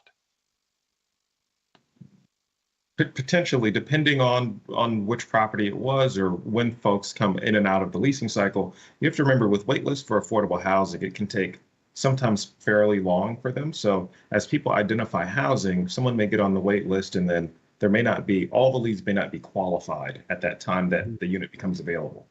So people find housing, they move in and out, where they're going to move. So right, I understand that. It's just I was trying to suss out a way that the breakdown between 1 bedroom, 2 bedrooms, and 3 bedrooms for this process. We keep saying we want 3 bedrooms, which I want also. I think we don't have enough of them. But do we have any data to be able to support what the right ratio is between the 1, 2, and 3 bedrooms, frankly, for any unit, any building, multifamily building that would be going up in the county? But it's all the more critical for affordable housing to have those larger units available. But I don't know, I don't have a feel for what is the demand for them and to what degree families in that category are not being served. That's, I guess, what I'm looking for. I don't know whether we made the right call in how we're allocating between the 1s, 2s, and 3s. That's my only comment. I'd like to just impress upon the commission that affordable housing is a crisis, and we have a robust need for all types of units across the board. Our 1s, 2s, and 3s, we cannot fill the demand enough for what we actually need with housing, and we're just trying to do the best we can to bridge that gap and help the county reach its goals of providing affordable housing. So that's right. I don't disagree with you on any of that. It's just when it comes to priorities, I wonder whether to make sure that children are going to be accommodated and don't end up being, not having someplace to live, or in a really substandard situation where you have a whole family crammed into a studio or a 1 bedroom. That's my only feel about that. Completely understand. Thank you. Yeah, thank you. Thank you, Commissioner Lantelmi. Commissioner Hughes, I'll go back to you. I'll try to be brief, but I did want to make sure Commissioner Lantelmi is aware that I don't think we have anyone from housing staff here tonight, and if I'm wrong, I apologize to housing staff. They do have some rather comprehensive information, some presentations have already been made aware of and seen before Commissioner Lantelmi that addresses these sort of demand functions on a more grander scale than the by building wait list. But I did want to highlight to my fellow commissioners the importance of the bedroom mixtures, and I think it's been brought to the attention of everybody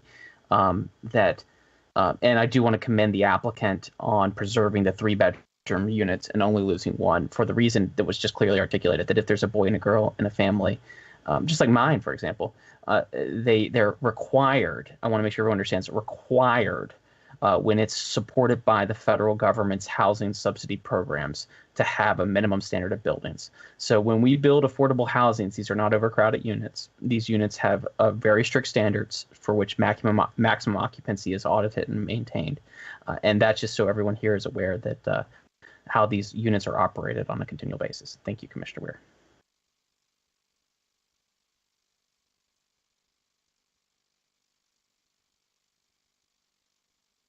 Thank you, Commissioner Hughes. It sounds like Commissioner Peterson. Hi, thanks. I also just wanted to speak to the crisis about affordable housing in Arlington.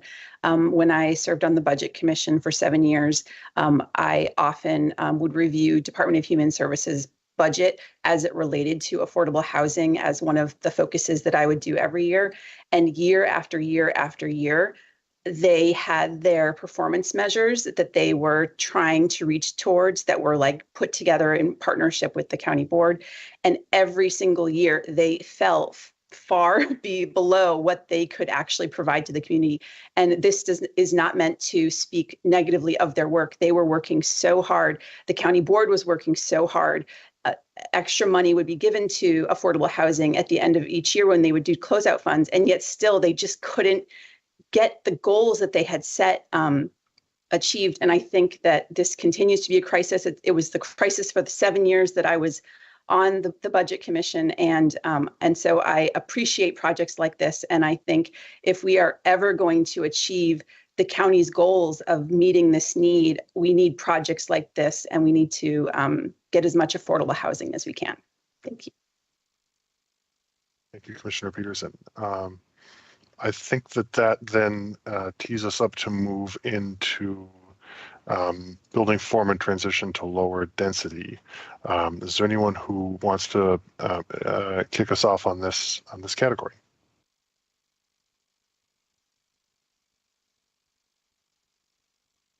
Actually, I want to wind that back a little bit. Before we get into that, Commissioner Morton, I don't know if you had any additional thoughts on the NOFA item before we go into another category entirely. That's a question to you. Yeah. I think it could segue into the building form issue in a way, and I'm not seeing other hands. So I'd like maybe, since this is, it's the first project under this new zoning ordinance, and, there were some, I think, growing pains and figuring out how best to apply it in this very valuable project. So one thing I don't want to lose sight on, although maybe we don't have to bog down this particular applicant's discussion, is if there are kind of lessons learned about the dynamic between looking at building form versus maximizing units. I know staff, I don't actually see who's in, if Chris Kreider or Michael want to reflect about the process of thinking about an effective transition. There are those who feel it wasn't appropriate in this case to be looking at that because we should be prioritizing housing. If we take a moment, and maybe it's more appropriate at a later venue to think more holistically, I'd like to take a moment to reflect on this dynamic between housing and design review and building form review. Thank you. I see that Commissioner Bagley is going to take you up on that invitation. I would just thank you, Mr. Chair. I guess I would wonder, while I understand the needs, does this then set a precedent moving forward, regardless of, unless it's specifically when we're looking at bigger density for affordable housing? Would it just exclude that, or would there be an opportunity down the road for a private developer, not affordable housing, to use this as a precedent-setting, guidance for their project? I would just wonder if, are they differentiated enough for us moving forward, is a question. That's a question to staff, I suppose, Commissioner Bagley? Yes.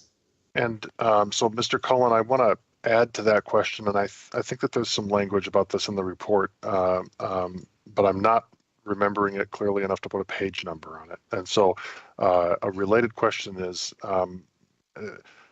what does staff think is the universe of similar sites that might be next, to the extent you sort of can't really play guess what I'm thinking with all the potential things that might happen. But I'm just curious about what the extent to which staff has spent any time sort of gaming out or tabletopping where these questions about precedent might end up becoming real questions. I don't know that I can opine on I guess what's next, but if I could work backwards on the questions. I would say, any project that is approved by the county board, it does set to a degree of precedent under, as long as the ordinance provisions remain the same. And that's, we do, to sort of get to Commissioner Morton's comments, I mean, we did spend a lot of time trying to, weigh the sort of basic mitigation criteria in Section 1559 and apply, what we hoped was a robust amount of, urban design analysis to those criteria to apply to the project. That's why we've also referenced the multifamily reinvestment study. We do hope that is going to provide some additional guidance to maybe fill in the gaps and provide some, more objective criteria that we can use, for future projects. And then I don't know, I may have some colleagues that may wish to weigh in actually as well. Hi, members of the commission. This is Matt Pfeiffer with the Planning Division. As to the last question that was asked, that we do think that the current zoning tool on the books that was used with the Marbella project, there could be several projects that would look to utilize the same tool. One, I know that the commission started reviewing last year, but that was then put on hold, was the Fort Henry Gardens project over in Green Valley. There are other sites that we're aware of that could potentially utilize such a tool. That we know about, that's the one that comes to mind right off the top of my head. So I don't think that, the Marbella site is necessarily a one and done for this tool. Thank you, Mr. Pfeiffer and Mr. Cullen. Commissioner Sarli.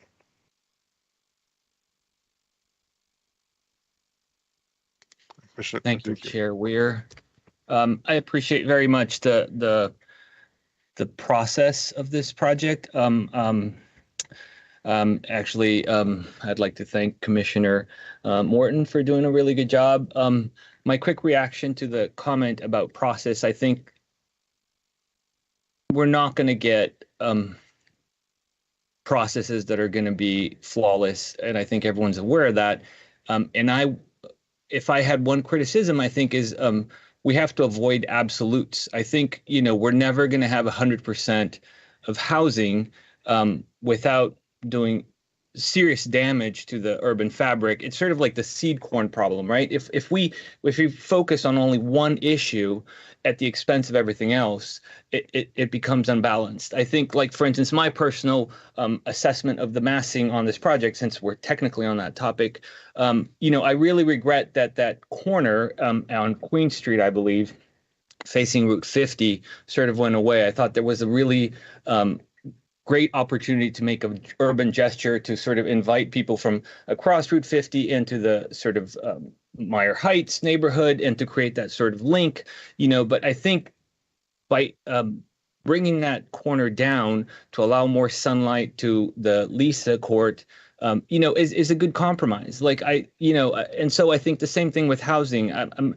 really nervous when we start talking about absolutes. Like, this is completely unacceptable if we lose one unit. It's like, it is a unit that we're losing. I'm not making light of it, but I think we do have to balance these things carefully with all of the other facets, be it urban design, biophilia, environmental impact, solar, all these things are just as legitimate and just as important. And I really don't like the prioritization, excessive prioritization. I think every project has different prioritizations and unique to the site as we're aware, but we really have to keep our commission duty to be to balance and bring into context all the different interests and try to balance those as best we can. Now, of course, there are opportunities, and I think the housing opportunity in this project is obviously the principal goal. But I just really caution our fellow commissioners from becoming too sort of locked into a particular issue. And I want to thank staff for also managing this process fairly effectively. And again, there's always going to be growing pain. We're never going to outgrow the process and the sort of neighborhood impact that's going to happen. So those are my 2 cents, and I'll get off my soapbox. Thank you. Thank you, Commissioner Sarli. Commissioner Hughes, back to you. Thanks, Commissioner Weir. I just wanted to follow up on staff's comment requesting some clarification. They mentioned the property down in Green Valley. And I guess for context, there are 12 different zoning categories inside of Green Valley. And in all of Fort Myers-Ragnar Heights, I believe we have 2, with only one being a very small site itself that's uniquely zoned. Are staff aware of any other pending proposals that are wholly contained within a defined area with an arterial that are singularly zoned, or with 1 or 2 zoning categories within most every walking distance?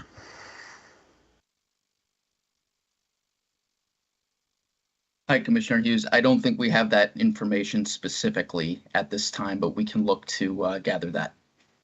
I just think for the public record, with the concern over the tool for staff, I think for the public record, a motivating function in the use of this particular case, in this commissioner's case, is the uniquely zoned characteristic of the entire zoning area within the walking site south of Arlington Boulevard. With that, Commissioner Weir, I'll yield back my time.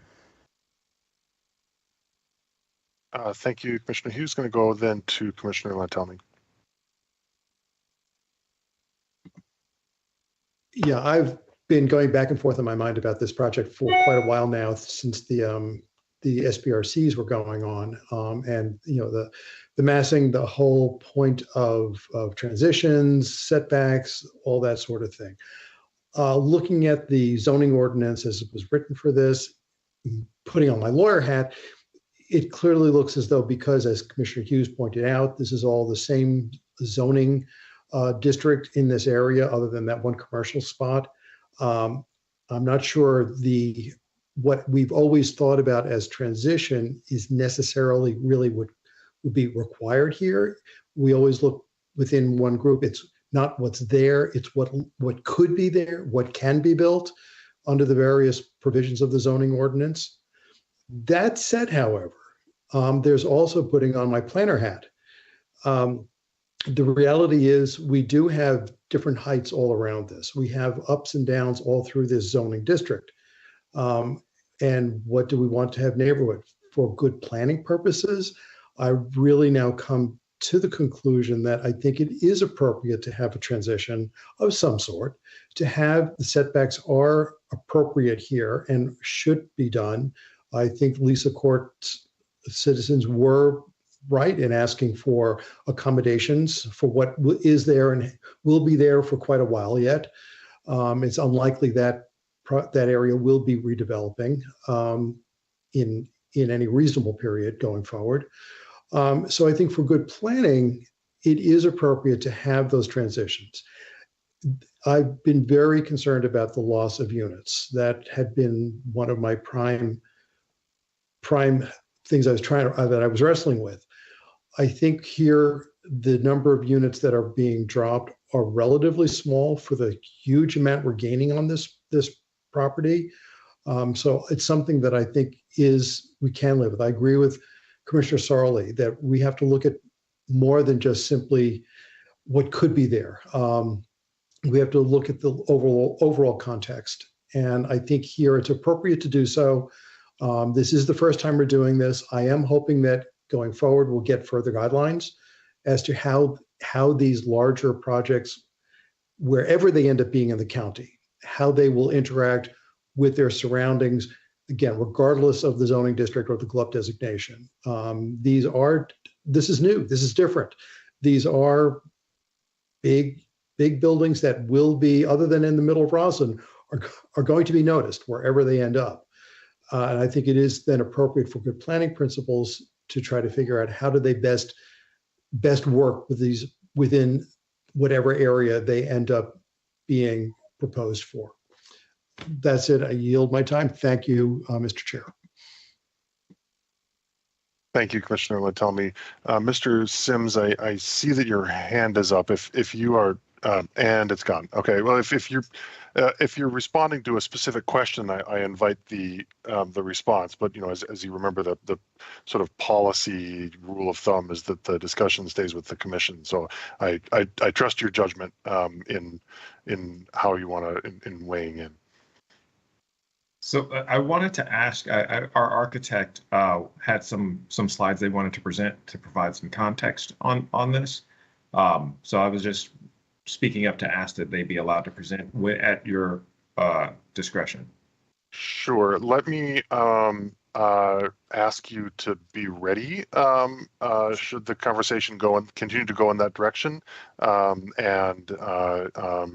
then if we call on you and your colleagues, then you'll be prepared to do so. But thank you for offering. Thank you. Commissioner Steinberger. And then I'll go back to Commissioner Morton. The hand raise is still not working, so I took your advice on just turning my camera on. I appreciate that. I appreciate the comments with regards to the trade-off and not letting sort of the perfect be the enemy of the good, which I think is the underlying theme of what some of the last comments have addressed. And my prior comments were not in any way meant to say that there is not extreme and substantial value to the project with the mix of units as proposed at this time, and as it has evolved to. And I weigh that against the fact that I think the setbacks and the massing of the building and the considerations to the neighborhood and reflecting in particular the homes of Lisa Court is essential. I still have some concerns with the scope of the massing and the limitation of whether the setback is sufficient. I think that's something that, as we go forward and sort of, evolving and understanding better what the guidelines on that are appropriate for, the ACZO accommodations of this type, what that's going to look like. I think that's something that we will. It will, I think, evolve over time. I think someone else had sort of indicated that as well. I don't know that fully satisfies me on this occasion, and I think that is a struggle. I think that certainly the scale of the building is significant, putting that even mildly, and I would probably like to see an even more significant consideration and scaling to the surrounding homes and what is in the existing community. So that's my comment. Thank you. Thank you, Commissioner Steinberger and Commissioner Morton. Thank you. I'll associate myself with the remarks of the previous two commissioners. Thinking about planning, we sometimes think about this concept of design like it's just aesthetics, like it's a color preference or materials or even an architectural style. But this is really about how do you create a positive relationship with your surroundings and with your neighbors, regardless of what zoning district you're in. And I think these are, in my view, the staff analysis was laudable. It's something we should do. I imagine in a lot of these unplanned areas that don't get the benefit of some of these great design guidelines like we saw last night with Pentagon City, we need to communicate to the community that we're taking this seriously, regardless if they're in an unplanned area or RA. That doesn't mean a lot to them. So as Commissioner Steinberger just alluded to, this is a big building, and we're happy to have all those units. It's a stark contrast to its neighbor, and when those projects are proposed, we have to do what we can to reduce that contrast to some extent, whether it's stepping down setbacks, something to respect the neighborhood and encourage neighborhood linkages. So I was thinking also about examples like the Virginia Hospital Center, which isn't a great parallel, but Fort Henry Gardens, where we are struggling with uneasiness about not really liking how something fits in, but we haven't been able to articulate it very well. So I really endorse this process and framework that staff has put together. It may not be so elaborate next time. I'm sure it will be tweaked, but I feel it's something good to be considering moving forward. Thank you. Thank you, Commissioner Morton. So I think that we are potentially coming to a wrap on building form and transition generally, unless there's anyone else who wants to be heard on that. And then we will go to tree canopy and landscaping.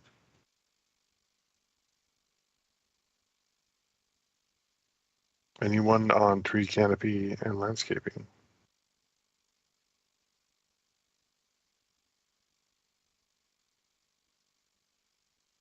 Parking and loading.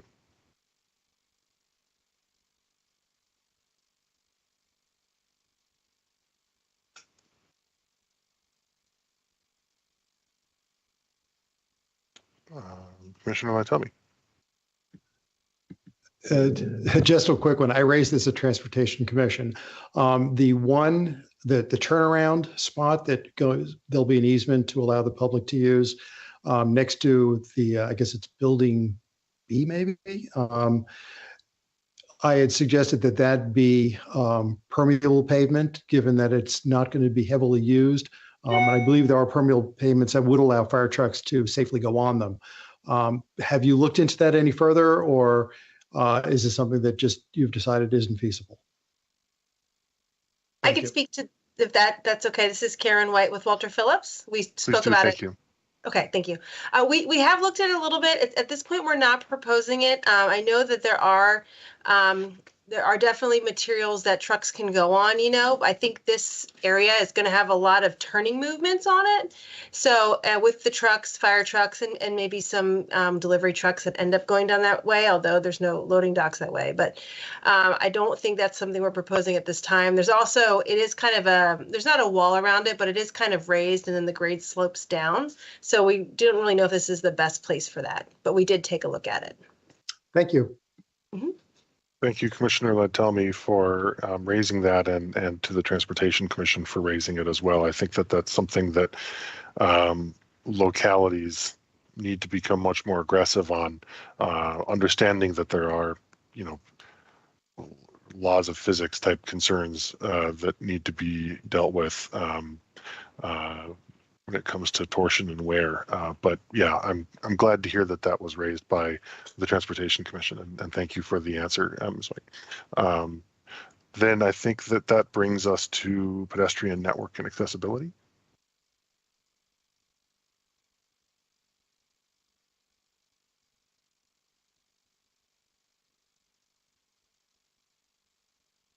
Open space and public access.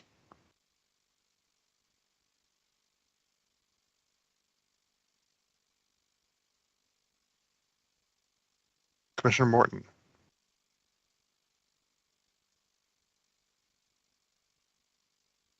Thank you.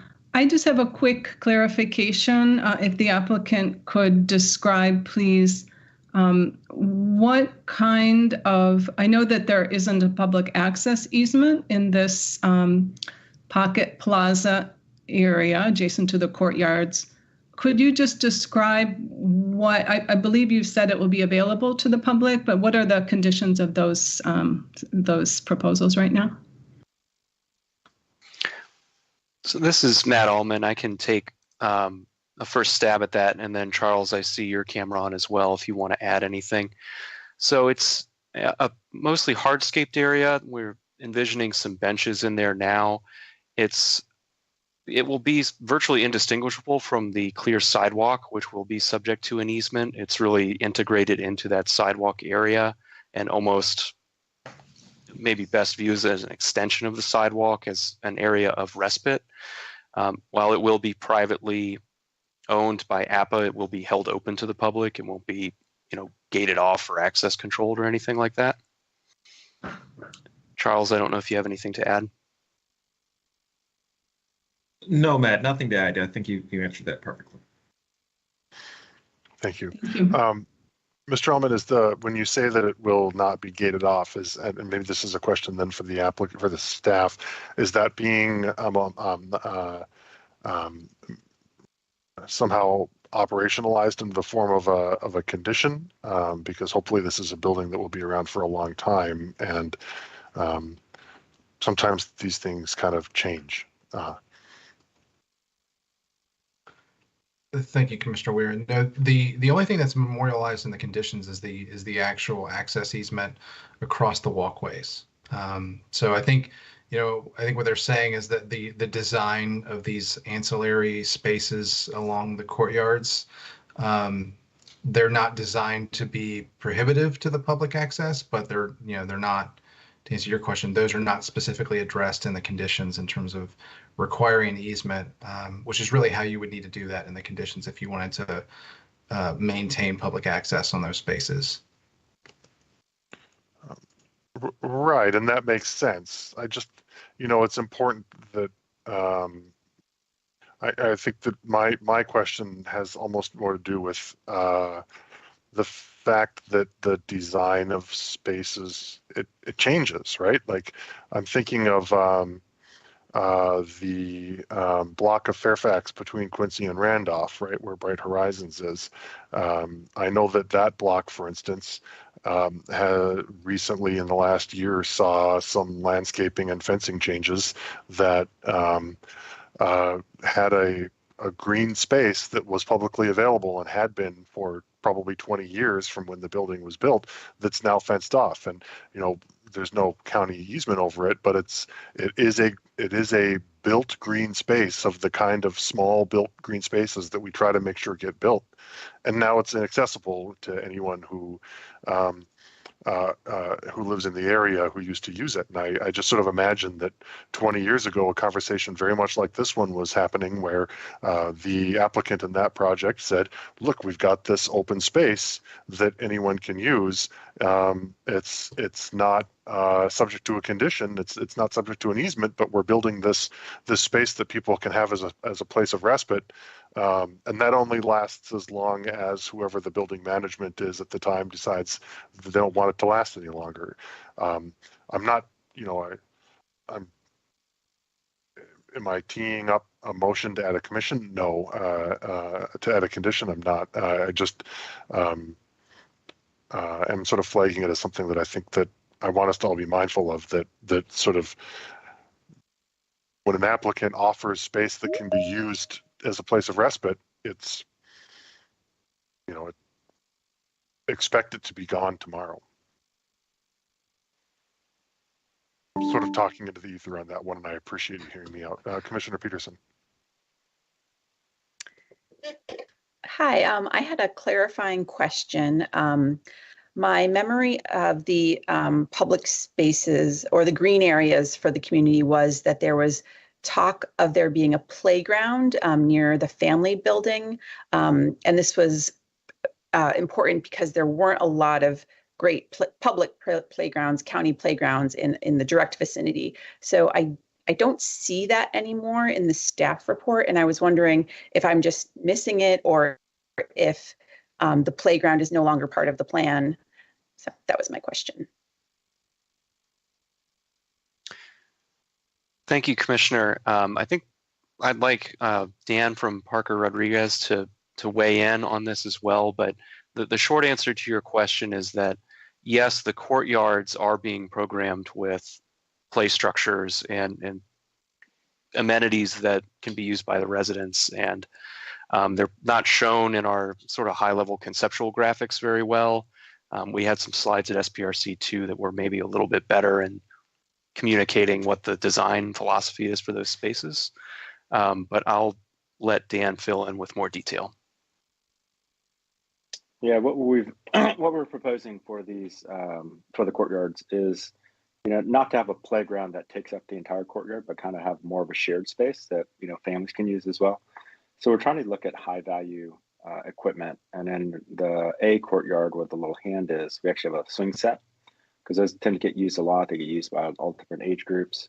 And then where the little oval is right next to it, we have what's called a play wall. It's got little cubbies for kids to kind of climb into and little hand grips for them to, use. So it's not less formal as a, tot lot, but I think it'll get a lot of high value use, and so target that. And then on the B building, we're looking at it's a play wall that's very sculptural, and kids can climb through it and has slides in it, but it's compact, so it doesn't dominate the entire courtyard, because the courtyard is also shared by seniors and other families, different makeups. Okay, thank you so much. And to Commissioner Weir's point about areas being fenced off and not open to the public, is this an amenity that neighbors could use if they have small children in the townhouses or the neighboring residences? They might not have a playground that they could easily walk to, and maybe they could use this space, or is this amenity for residents only? So this is envisioned as an amenity for the residents only. I think APA prefers to maintain control of that equipment and make sure that it's maintained and kept secure. Thank you.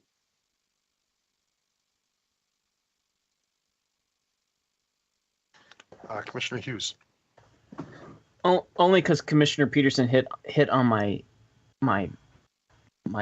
one of the topics that's always caused me frustration. And Commissioner Peterson, I completely understand and agree where you're coming from in the questioning, and it took me a very long time to come to the conclusion. And I still encourage our nonprofit partners such as APA to find days when they can open it up to the community. But it was convinced to me a long time ago that, and it's a reminder that there is not just a building being built, that APA and many of our affordable housing nonprofit developers bring entire wraparound services. And so those areas of outdoor play are then used in the afternoon, after school, for volunteer opportunities, for supervision, for learning opportunities, and included in part of the entire wraparound services of the building. So I just want to make sure that's highlighted to my fellow commissioners. Thank you, Commissioner Ware. Thank you, Commissioner Hughes. Do we have any other commissioners who want to speak or ask questions on the topic of open spaces and public access? No hands and no cameras. Let's go then to biophilic and sustainability features.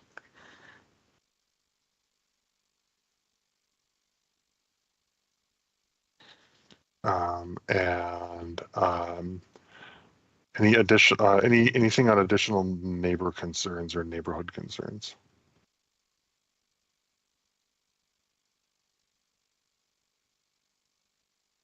I want to go back to, never mind, I take that back. I had a thought that I had a train of thought that left the station. Commissioner Steinberger. Thank you. With regards to the additional neighbor concerns, I mean, I think this really is just to reiterate, and maybe I said them in the wrong section earlier, that with regards to the scaling and the transition to the surrounding community, I do think those concerns are valid. And I would like to see additional guidance for how we handle those community transitions in the future, as we see potentially more of these zoning requests. Thank you. Thank you, Commissioner Steinberger. Is there anyone else in the commission who wants to be heard on this or any other topic for this project? So, Commissioner Morton, do you have a motion for us?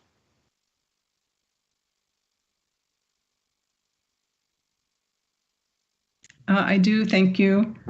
I move that the Planning Commission recommend that the County Board adopt the attached ordinance for site plan number 463 to construct a 555-unit multifamily residential development consisting of 2 building towers with modification of use regulations to include additional building height, additional density, density exclusions, required parking, and other modifications as necessary to achieve the proposed development plan.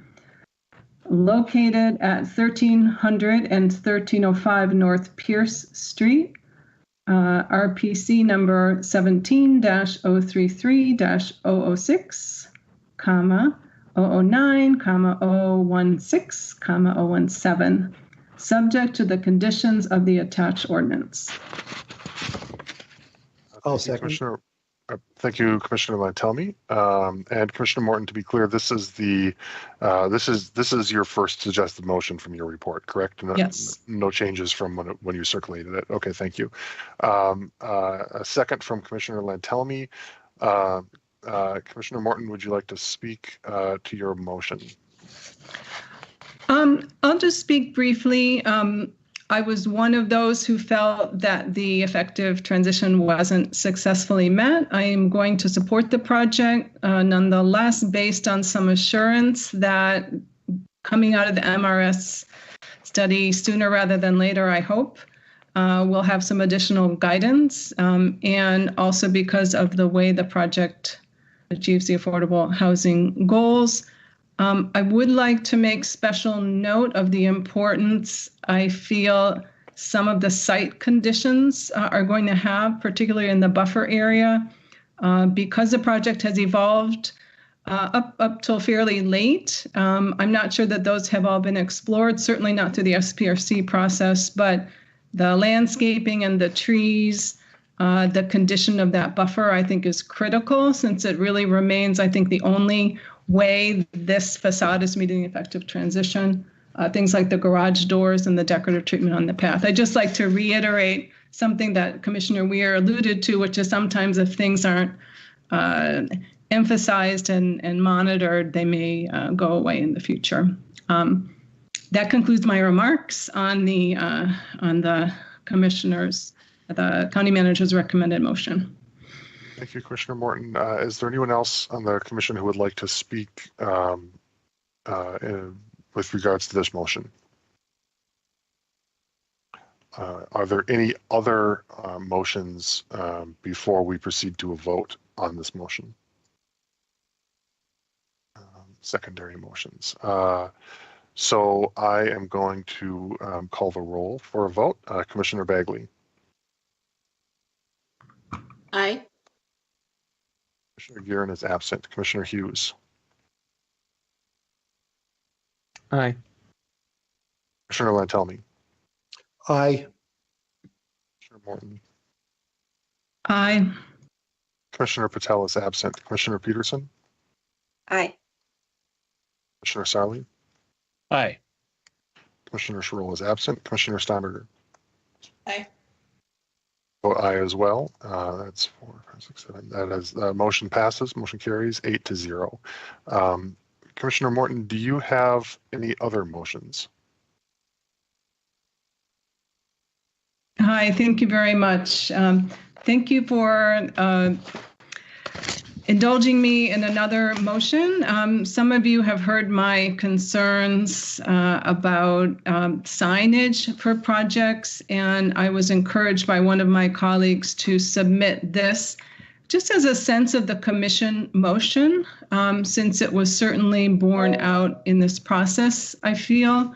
The issue, I'll just, I elaborated to my colleagues. I'll offer the motion if you like. I can elaborate on it. I do see a hand. Do we need to pass the vacation before I proceed, or? You know, these are all recommendations, right? So, so you know, we can structure the motions on the recommendations in any order that we want, and then deliver them as a package. And so, you know, I would prefer to do the substantive motions before we. Not that the vacation isn't substantive, but I'd like to sort of try to keep this bundle together. Sure. Okay. Mr. Allman, your hand is.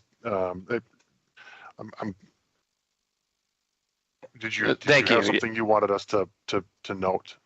Yeah, but I believe you just addressed it. I was just asking for a point of clarification on the vacation, but thank you. I've already had a couple people text me, Okay. but thank you for staying on me about that. Yeah. So please proceed if you wanted to Yeah. offer that.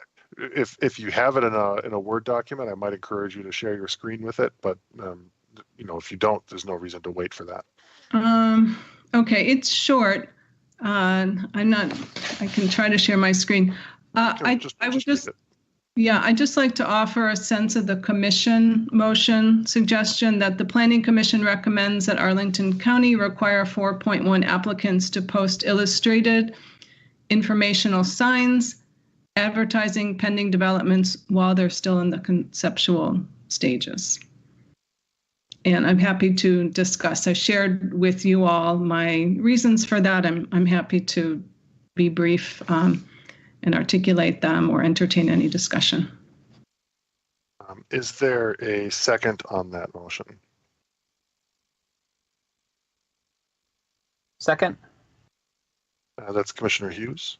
Yeah, I'm trying to. Thank you, Commissioner Hughes. Commissioner Morton, I'm going to invite you to speak to the motion, and then we'll go to Commissioner Lantelmi after that. Thank you very much. As I noted, I feel like, as we discussed last night, again, staff spends a really impressive amount of time, as do civic commissions and my colleagues, in trying to do public outreach and educate the public about our projects upcoming.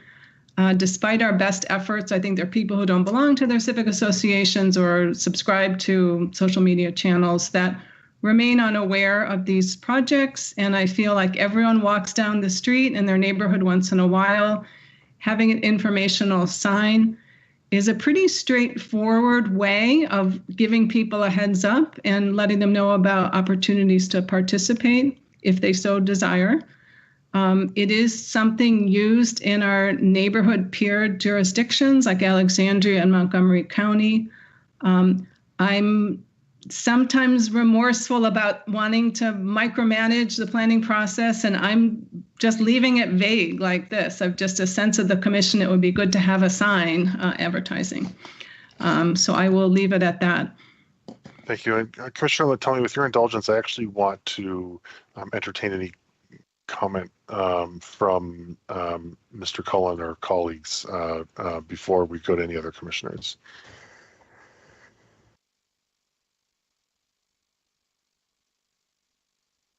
Thank you. So I know Commissioner Morton and myself have discussed this idea. All I would say is that we're always supportive of improving our outreach methods. My understanding is that this is something that has been discussed in the past, and I am aware that adjacent jurisdictions do similar measures. I think all what we would caution is that we would, any future outreach or requirement for signage would just need to be considerate of our the requirements in the sign ordinance, and that may require additional study.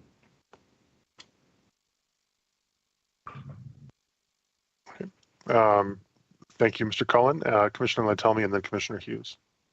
Yeah, I'll be short, but yes, I enthusiastically support this. It's desperately needed. And this is something that comes up almost every planning effort that we do, that there's people that get the word way too late and run into our processes at the very end with often legitimate concerns and questions that could have been dealt with much, much earlier and should have been dealt with much, much earlier.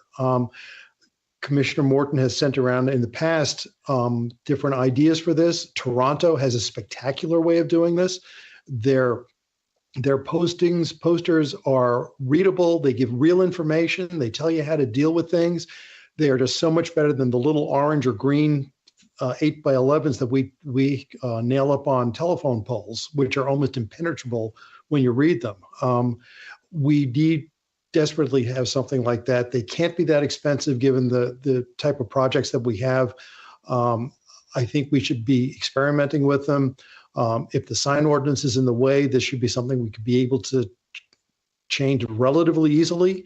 I strongly urge us to do more than just study it. Let's try to find a way to make these things happen. Thank you. Thank you, Commissioner Lantelmi. Commissioner Hughes. Thank you. I want to second both fellow Commissioner Morton and Commissioner Lantomi's comment and go just for the record to make sure that it's got to be on site. It's got to be big. And as Commissioner Lantomi made absolutely clear, if staff's concern is within the zoning ordinance, sign ordinance, luckily for them, we have control and purview over that. And this is important. And I think more importantly, I like that it comes forward, Commissioner Morton, with this proposal. And I hope that our applicant could consider how they could possibly even endorse this as a further way of enhancing the community outreach. Because if our affordable housing nonprofit developers can come to the conclusion that the minimal cost of adding a sign of prominence outside of the building during this process is something they can afford to do, I'm absolutely positive that people like JBG and others can come around to the same thing. And so with that, I will be silent and thank you, Commissioner Ware. Thank you, Commissioner Hughes. Thank you, Commissioner Lantelmi. Does anyone else wish to speak on this motion? Commissioner Steinberger. Commissioner Steinberger, thank you. Yes, I think that this is a common sense solution to a problem, as other commissioners have said, that we see on a repeated basis, and we, heard and saw again last evening. I don't think something like the sign ordinance should stand in the way of this, and I second Commissioner Lantelmi that, well, in my hopes and expectations, that it would be something that is easy to adjust should it be determined that adjustment is even necessary in terms of the signage ordinance. Yeah, I view this as a why haven't we done this before sort of thing. So thank you, Commissioner Morton, for hopefully getting us there. Thank you. Thank you, Commissioner Steinberger. I'm going to proceed to calling the roll on a vote on this motion. Commissioner Bagley. Aye. Commissioner Gearin is absent. Commissioner Hughes. Aye. Commissioner Lantelmi. Aye. Commissioner Morton. Aye. Commissioner Patel is absent. Commissioner Peterson. Aye. Commissioner Sarli. Aye. Commissioner Schrull is absent. Commissioner Steinberger. Aye. And I vote aye, and that is the motion carries again, I believe 8-0. Commissioner Morton, do you have any other motions that you wish to offer before we move to the vacation? No, I don't. Thank you, Commissioner Steinberger. Sorry, I had a question, and maybe Commissioner Morton could speak to this. I believe there was another motion you had potentially floated with regards to the buffer language and the landscaping. Is that correct? Yes, I decided to forego that as a motion and instead express it in my comments to the main motion. Okay, that's fine. I just wanted to make sure that you felt that your comments, the comments of others, adequately conveyed that consideration. Okay, thank you.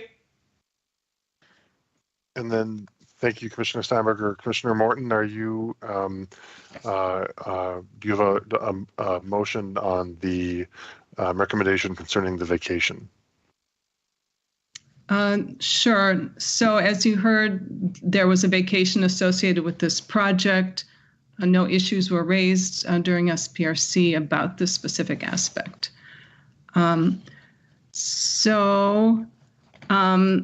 move the Planning Commission find that the vacation of the easement for public purposes located on the east side of North Queen Street, south of Route 50, on property known as Outlot B, Block 24, Fort Myer Heights, RPC number 17-033-009 with conditions, is substantially in accord with the adopted comprehensive plan or applicable portion thereof of Arlington County, Virginia. Second. Thank you, Commissioner Morton. That's Commissioner Hughes. And I would just ask, before we move forward, Commissioner Weir, that we have Real Estate Bureau confirm that they are happy with the language, given their normal careful concern of our exact language on these exact vacations.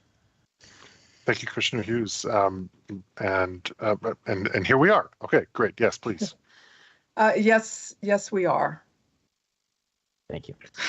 Good job, Commissioner Morton. Those are always the hard ones. Third time's a charm. And I want to just comment for our fellow commissioners and anyone following along at home. I had said a bit too casually a moment ago that these are all recommendations. This, in fact, is not a recommendation. This is one of those categories of findings that the Planning Commission is obligated to make. The Planning Commission is charged to make in such a case, and progress requires the Planning Commission to make such a finding, which I believe we may be poised to do. So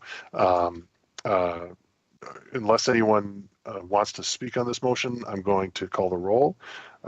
So Commissioner Bagley. Aye. Commissioner Gearin is absent. Commissioner Hughes. Aye. Commissioner Lytelmi. Aye. Commissioner Morton. Aye. Commissioner Patel is absent. Commissioner Peterson. Aye. Commissioner Sarli. Aye. Commissioner Schroll is absent. Commissioner Steinberger. Aye. And I vote aye as well. The motion carries 8-0. Are Commissioner Morton or any other commissioners have any other motions on this item? Madam Clerk, I believe that this disposes of the item. Is that correct? That is correct. Thank you, Madam Clerk. I then believe that it is, I believe that I'm going to ask you then to call the next item. All right.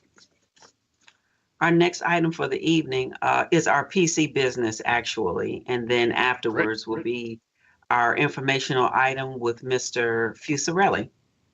Thank you very much. So the first the first item then is the approval of the minutes of the January 10th, 2022 meeting, and I move that they be adopted by unanimous consent. Given no objection, the minutes are adopted. I have invited and asked the chairs of the various committees to circulate the committee reports in writing. At this point, I want to entertain any additional additionally and warranted items from the chairs or any questions from commissioners. And if there are none, we'll proceed. Commissioner Peterson. I just had an update to my report to say that Commissioner Sarli has accepted chairship of Wakefield Manor. So I just wanted to thank him very much for doing that. And he will let me know about his co-chair when that's arranged. So thank you, Commissioner Sarli. Thank you, Commissioner Sarli. I have already seen some tweets that promise to make this a very entertaining project for you. Commissioner Sarli. Commissioner Steinberg has agreed to co-chair with me, so there it is, the announcement. Woohoo! Thank you both.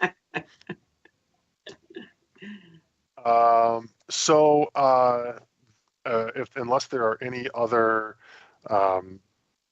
reports from committee chairs,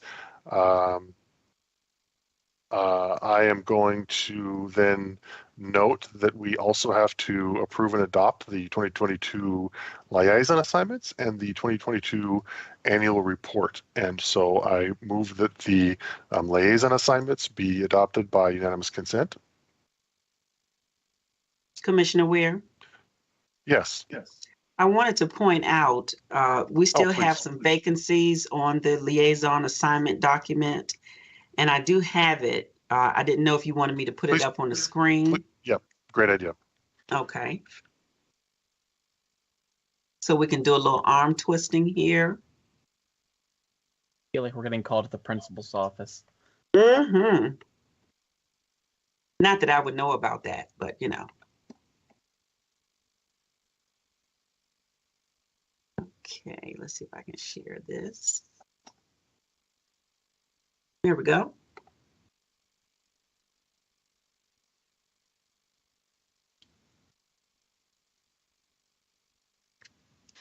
The Ballston bid, the Bicycle Advisory Committee, and the Clarendon Alliance. I'll take Yes. bicycle advisory. Thank you, Commissioner Hughes. I think that yep, that was supposed to be bicycle advisory. Oh, I'm sorry. I was so excited. Here we go. Okay. Anyone for Ballston or Clarendon?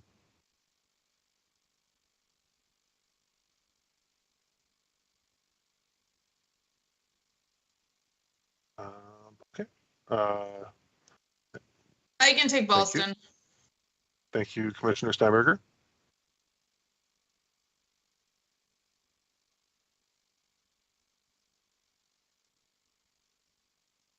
I'm Commissioner Sarah, but he's Commissioner Hughes. I was going to let one of y'all comment on that. I wanted to see if you were paying attention. I'm always paying attention. No, I'm just teasing. Whatever's easier for you. And but I'll go back and change it later. I'll change it later. And That's we have fine. the Housing Commission as well. Are they, Ms. Johnson, are they excuse me, pretty consistent about third Thursday? Because I'm mindful of the fact that they're meeting tonight, and perhaps that's an exception. They are consistent with the Thursdays. They normally overlap us recently. So the change in the scheduling is our schedule actually, and not so much their schedule. We try to keep the commission meetings off of the Tuesdays for the county board work sessions is the preference. So there's going to be quite a few dates where our dates will be the same as the Housing Commission. Okay.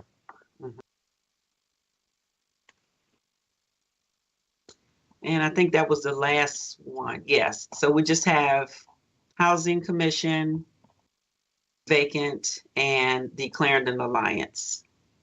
You can toss me on Housing Commission, although Ms. Hogan will have to reach out to me since our meetings will normally overlap. Okay. So I don't know if me again. I believe I believe that congratulations are in order to Commissioner Hogan actually for the conclusion of a fruitful term. So it may be someone else who is reaching out to you, Commissioner Hughes. If fair, whomever it is. Am I correct that while the Clarendon Alliance meets, it appears on a regular schedule, the Ballston bid, that's sort of ad hoc, and there is no kind of scheduled meeting? When I was the liaison to the Ballston bid, that was my experience. Okay, I just wanted to clarify. Thank you. So the only one left is Clarendon Alliance? Correct. I'll volunteer for the Clarendon Alliance. Is that Leo? Yeah, sorry, that's Leo. Sorry, Commissioner. Oh, thank you. Thank you, Commissioner. Commissioner Leo. Commissioner Leo, what did he get? Okay.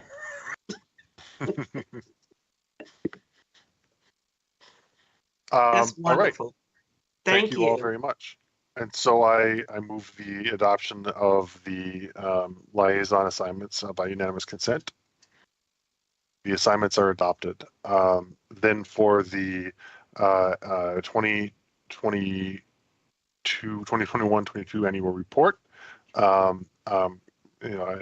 thanking Commissioner Lantelmi again for a very productive and fulfilling 2021. I want to offer him the opportunity to make any additional comments, and then I will move it for unanimous consent. So, Commissioner Lantelmi, or yeah, thank you, Chair Weir. But yeah, it was a great year. It would have been so good if it hadn't been for all my fellow commissioners. We were productive. We did very well under very, very trying circumstances. We did everything we needed to do and more. And I very much appreciate not just the work, but also the collegiality and the good-naturedness of being able to work together through the trying time that we did. So I thank all of you for having made it a great year. Thank you, Commissioner Lytelmi, and thank you again. Well,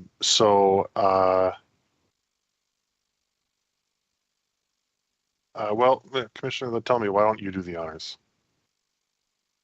Sure. I move that the Planning Commission accept the 2021 annual report to the County Board of Planning Commission.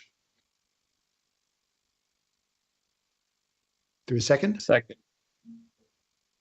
Can I, I'm going to, without objection, deem it adopted. The report is adopted. Thank you all. Was that Commissioner Hughes? Sarli. Sarli. Thank you, Leo. Did he call the item? I see that. Did he move it? Or did I moved it. Commissioner Lytelmi moved it. I moved it. Yep. And then we need to actually call the roll. If he moved it. If he didn't move unanimous consent. I support it completely. The chair of a body has the authority to seek unanimous consent, even if it's not sought. But deferred. I support it completely. In the interest of precedent, sure. Start with Commissioner Bagley. Aye. Commissioner Gearin is absent. Commissioner Hughes. Aye. You just wanted to be on record, Commissioner Hughes. Commissioner Lytelmi. Aye. Commissioner Morton. Aye. Commissioner Patel is absent. Commissioner Peterson. Aye. Commissioner Sarli. Aye. Commissioner Stroll is absent. Commissioner Steinberger. Aye. And I vote aye as well. The motion to adopt the report carries 8-0. I believe, Madam Clerk, that is, I'm going back to my agenda here, that is our last item of commission business. Yes. Then that brings us to, what would you please call the next item? Yes. Our next item is a presentation by our Planning Division Director, Anthony Fusarelli Jr. He will be presenting the 2022 work plan for the Planning Division for CPHD. Mr. Fusarelli. Good evening, Ms. Johnson and Chair Weir. And thank you, Ms. Harrison or Ms. Johnson for giving me presenting capabilities. So let me pull up my presentation.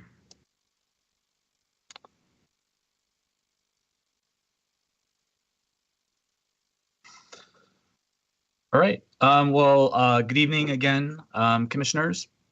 Happy to be here tonight, really in advance of a upcoming work session discussion with the County Board and Planning Commission leadership that is scheduled for next Tuesday, February 8th at 3 p.m.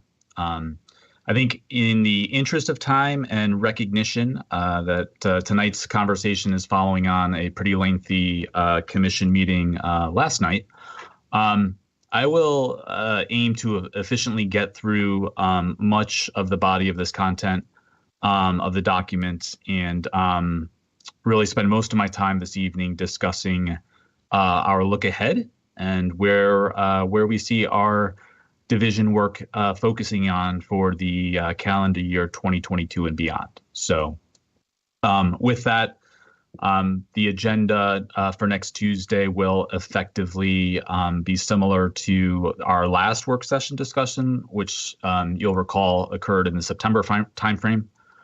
We, I believe, before that conversation, we shared a preliminary draft with the Long Range Planning Committee back in late July. So given that it's been about 5 or 6 months since, or 4 months since the since the September conversation, there are a few updates here, which I will highlight in terms of progress made. Obviously, you all have been an important part of many of those accomplishments over the past several months.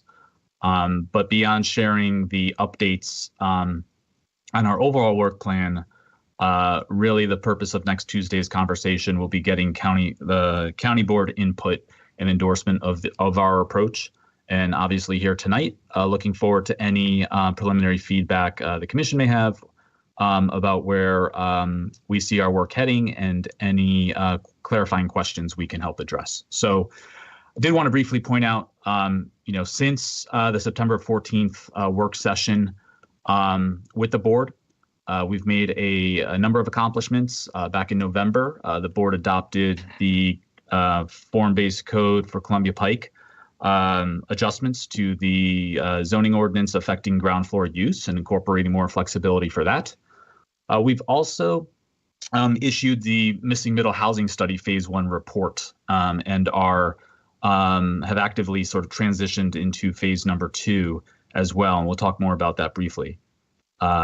This commission, actually, following the advertisement in December last night, recommended unanimous adoption of the Pentagon City Sector Plan. And so that will be going to the county board either next Saturday or the following Tuesday for their consideration. We have since begun the special glove study for the Courthouse West property, just a few blocks here west of our governance center. And this evening, the commission discussed and made a recommendation on Marbella, and last night, similarly on the Elliott. So definitely in just the past 4 months, a number of accomplishments behind us or in progress, as well as accomplishments that we're excited about looking to the future. So not gonna speak much here about some of the formulation and framing concepts or frameworks around how we're approaching this work plan. It is consistent with what we had shared with the board in September and the commission before that. I will make just a quick note of a couple of key updates. In the area of racial equity and inclusion, we are, as we continue to work closely with our chief race and equity officer here in the county, we are excited about spending a lot of our planning division meeting time early this year on the formulation of equitable planning and development principles. And so I know a lot of the commission's conversations on recent items have really focused on how can we more explicitly or intentionally or transparently bring equity into our work and into the considerations that come before the commission and ultimately the board. So really excited about the opportunity of carving out some specific time this year and putting some serious thought to that and hopefully getting a great outcome. Also want to highlight, an idea that I think has been emerging over the past several months is, as this month, next week, when we have this work session conversation with the board, it is an annual conversation that typically happens in the first quarter of the calendar year. And it solely focuses on the work of CPHD, or the conversation is strictly with CPHD planning. But a lot of the work that we talk about, we're closely collaborating with many other agencies, both within the department as well as outside of the department. So something that we are having early conversations about is working towards next year, when it's time to have this conversation, potentially having a conversation with the county board and the commission about a long-range planning work plan across multiple departments and multiple divisions, and really recognizing not just the important integration and collaboration of our work, but also the shared resources. And so when we're leading certain efforts in CPHD planning, we are often working hand in hand and require the support of other agencies and vice versa. So really excited about some interdepartmental conversations on this, looking towards next year's potential work plan. In this section, I'm really going to skim over the organization chart. We have a great professional staff. I'm not going to go into specific names, and we just did that few months ago. But next week, I think we will bringing on an associate planner on the use permit team, and I think that will bring us to 100% I know that would bring us to 100% staffing. And so we'll be fully staffed at 30 positions. Number of accomplishments, many of these were captured in the annual report, which you all just approved. So I'm not going to speak to those specifically, and trusting the commissioners are very well familiar with the core service areas of the current planning team, the comprehensive planning team, and the urban design team. So happy to come back to any of these if interested, but really do want to focus some time on our look ahead. And to introduce this, a lot of this will appear perhaps unchanged from the September presentation. As you know and appreciate, a lot of our planning work does take time. And these processes need to be done sort of deliberately, thoughtfully, and with a lot of community engagement. And so for those reasons and for other reasons, these processes do take a number of months or sometimes a year plus to complete our work. But the considerations for 2022 and how we're thinking about the work plan are generally consistent with what we had shared just a few months ago. The overall framework of this presentation is similar as well. It focuses on our ongoing work efforts. It also sheds light on what we see as our upcoming work efforts and where we are looking to prioritize.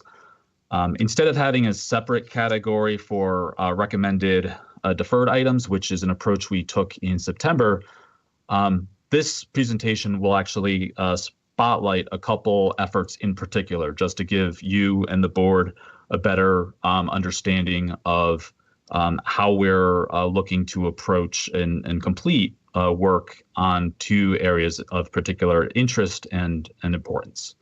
And then we have a slide that really reinforces what I mentioned earlier about how the work of the entire CPHD planning division goes to support other efforts that are being led by other departments and as well as other divisions within our department. Just at a glance here, obviously, ongoing work will continue to focus on advancing and completing our development review. And just at a glance at this slide, you'll see we have close to 24 specific projects that we're looking to actually bring forward to the commission and board, either in the next few months or we've brought to them over the past couple of nights to you all. We do have a number of other projects that are in various stages of review, whether it's preliminary, whether they've just been accepted, a couple of projects on hold, and a number of anticipated projects. And so we expect to be quite busy continuing our work in this area for 2022. And on the long-range planning work portfolio, again, all of these planning initiatives should look familiar, and getting the Pentagon City sector plan in front of the board next week will be an important accomplishment, and that conclusion will open up some resources to begin some of the additional work that we're prioritizing next. But beyond that, you can see other studies which we're also looking to complete before the end of the fiscal year, such as the Clarendon Sector Plan update and zoning ordinance amendments, as well as Courthouse West Special Glove Study. Crystal City Building Heights is looking to probably continue into the second, possibly third quarter of this calendar year, and Plan Langston Boulevard, we're looking at completing that in the second half of 2022. The two items shaded in orange here in terms of the missing middle housing study, I'll talk more about that shortly in greater detail, and multifamily reinvestment. This, we're continuing to fine-tune our approach prior to beginning some initial community engagement on recent updates, but at this point, tentatively looking to achieve at least initial milestones on that effort later this year. And a number of work areas in the urban design team, certainly the PFRC review of the Career Center campus will be front and center for a good portion of the year, ultimately leading into the use permit review for that development beyond that.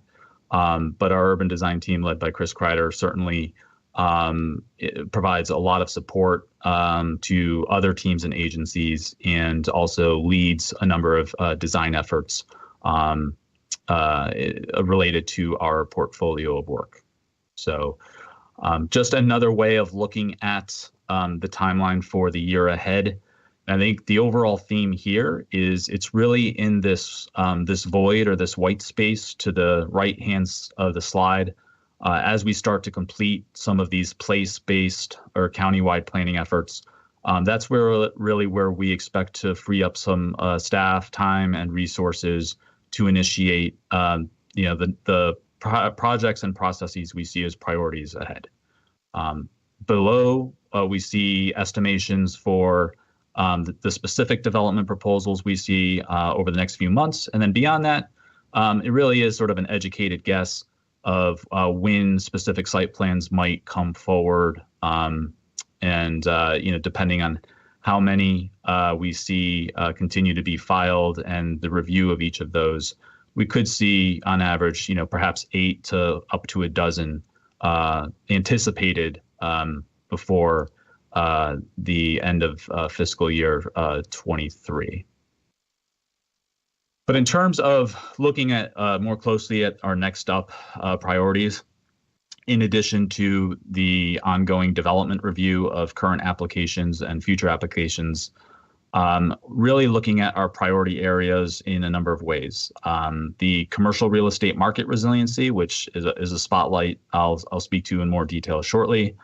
The 5-year review of the comprehensive plan, which should be no surprise that was listed here at the September work session discussion as well as public facility infrastructure related and zoning studies. And we have 2 special GLUP studies that are ready for Tier 2 review once we have the resources to take those on. And we also had an additional Tier 1 special GLUP review application filed just before the end of 21. And so a little additional thinking on prioritizing identified zoning studies. And so this slide, there's a couple organizing frameworks going on here. From left to right, in terms of first tier, second tier, and third tier, conceptually sort of the prioritization approach. So that first tier zoning studies would be those that we currently anticipate prioritizing and initiating first as our resources permit, and then moving into second and third. I will say that some of these will be multi-phase, multi-year efforts. And so, for example, we may take on certain components of the PSMP implementation now, potentially in tandem with some of the other public facility zoning work. And then there may be other components which perhaps aren't as urgent that we may pick up a little bit later after a pause.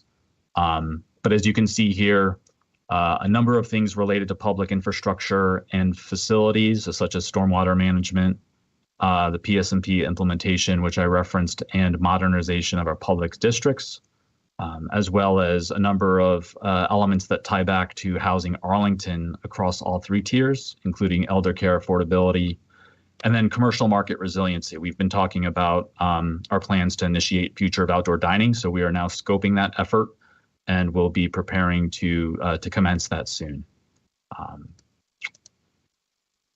And just a little bit more information in terms of how we're prioritizing. The one point I would highlight here really is, in the interest of time, this work plan looking ahead really takes the position that in order to really modernize the zoning district in the way it needs to help accommodate sort of the implementation and realization of our plans, we really need to focus a lot more staff time and resources on these future zoning studies.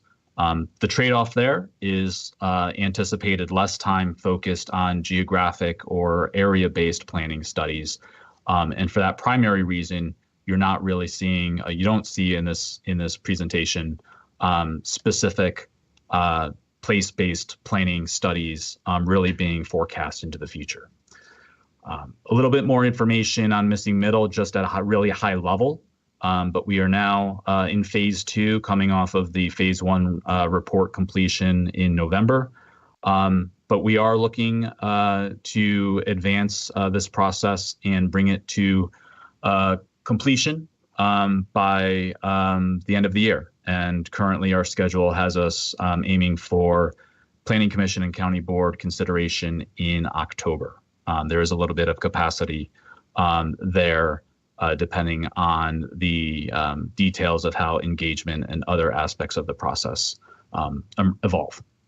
And then the other spotlight really is in the area of commercial real estate market resiliency. You would have noticed, I think we talked at some length last time, how a number of our zoning studies really are focused around commercial real estate resiliency. So the overall framing here is not just simply carrying forward a lot of those already identified zoning studies, but really taking maybe perhaps a closer look at seeing if there are other actions and other adjustments we need to consider to really address the core challenges of our high office vacancy rates, the short and long-term impacts related to COVID, as well as the increased regional competition that we've been seeing in the marketplace for some time. So what I can say is at this point, we intend to have more internal thinking on what these potential additional strategies could be. And when ready, engaging the board, commission, and others on any adjustments to that approach. So with that, this final slide really just demonstrates the number of other important long-range planning efforts or implementation areas that other departments and divisions are leading, to which we are playing a support role in one way or another. And it speaks to the high level of coordination across the county. So with that, the discussion questions that we're really intending to tee up for County Board and the Planning Commission leadership consideration next Tuesday is whether or not any clarification is needed to the information in this report, as well as whether or not what we've identified as the priorities for the coming year are the right ones. So that concludes my presentation, and happy to address any questions.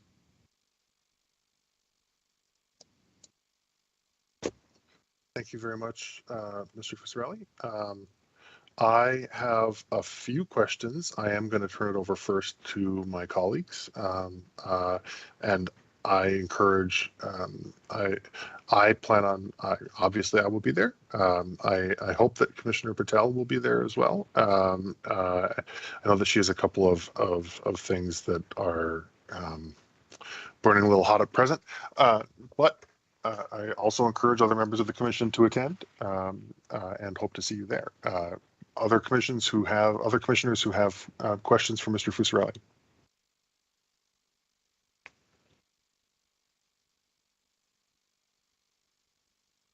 So the Mr. Fusarelli, obviously the question that you are expecting and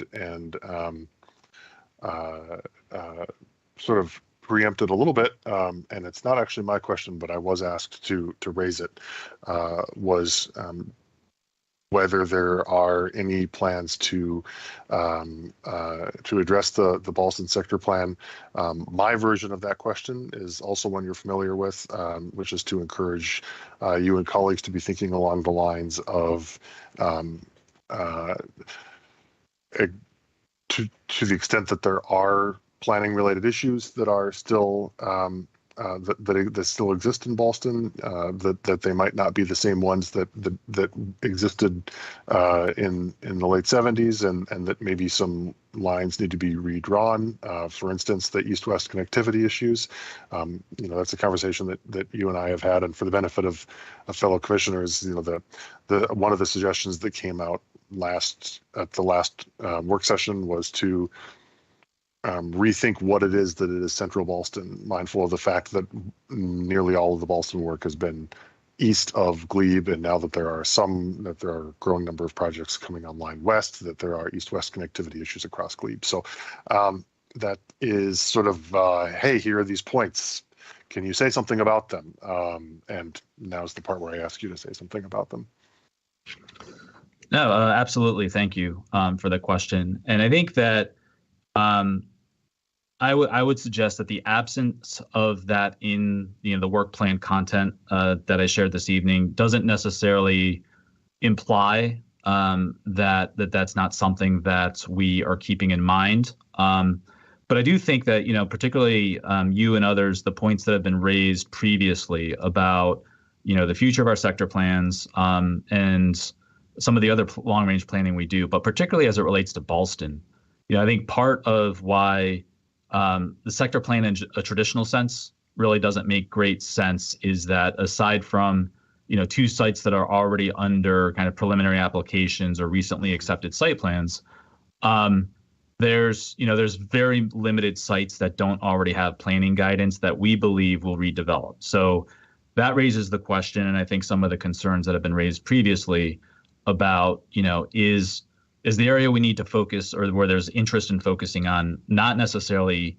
the area within the private boundaries of parcel lines, but really within the public realm, right? I know Glebe Road has been identified as, questionably still being difficult to navigate or cross east-west. I think there's been marked improvements, partly helped through redevelopment, partly helped through capital projects that the county has worked with VDOT on over years.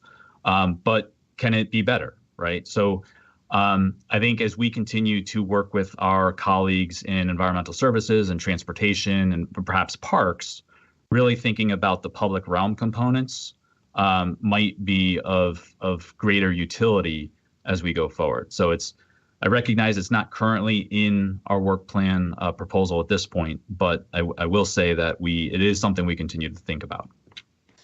Yeah, and Commissioner Peterson, I'll come to you in just a moment. It's I also take that your presentation focuses very much on a work plan that's heavily guided by external factors, and when everything is guided, when there are a lot of competing external factors, it can be hard to carve out resources to do something that, not that the situation on Glebe Road or other public spaces aren't external factors, but they're different in a way, right? You're not being guided by active projects or movement. It's a proactive versus reactive type situation, I guess. So thank you for that comment, Commissioner Peterson.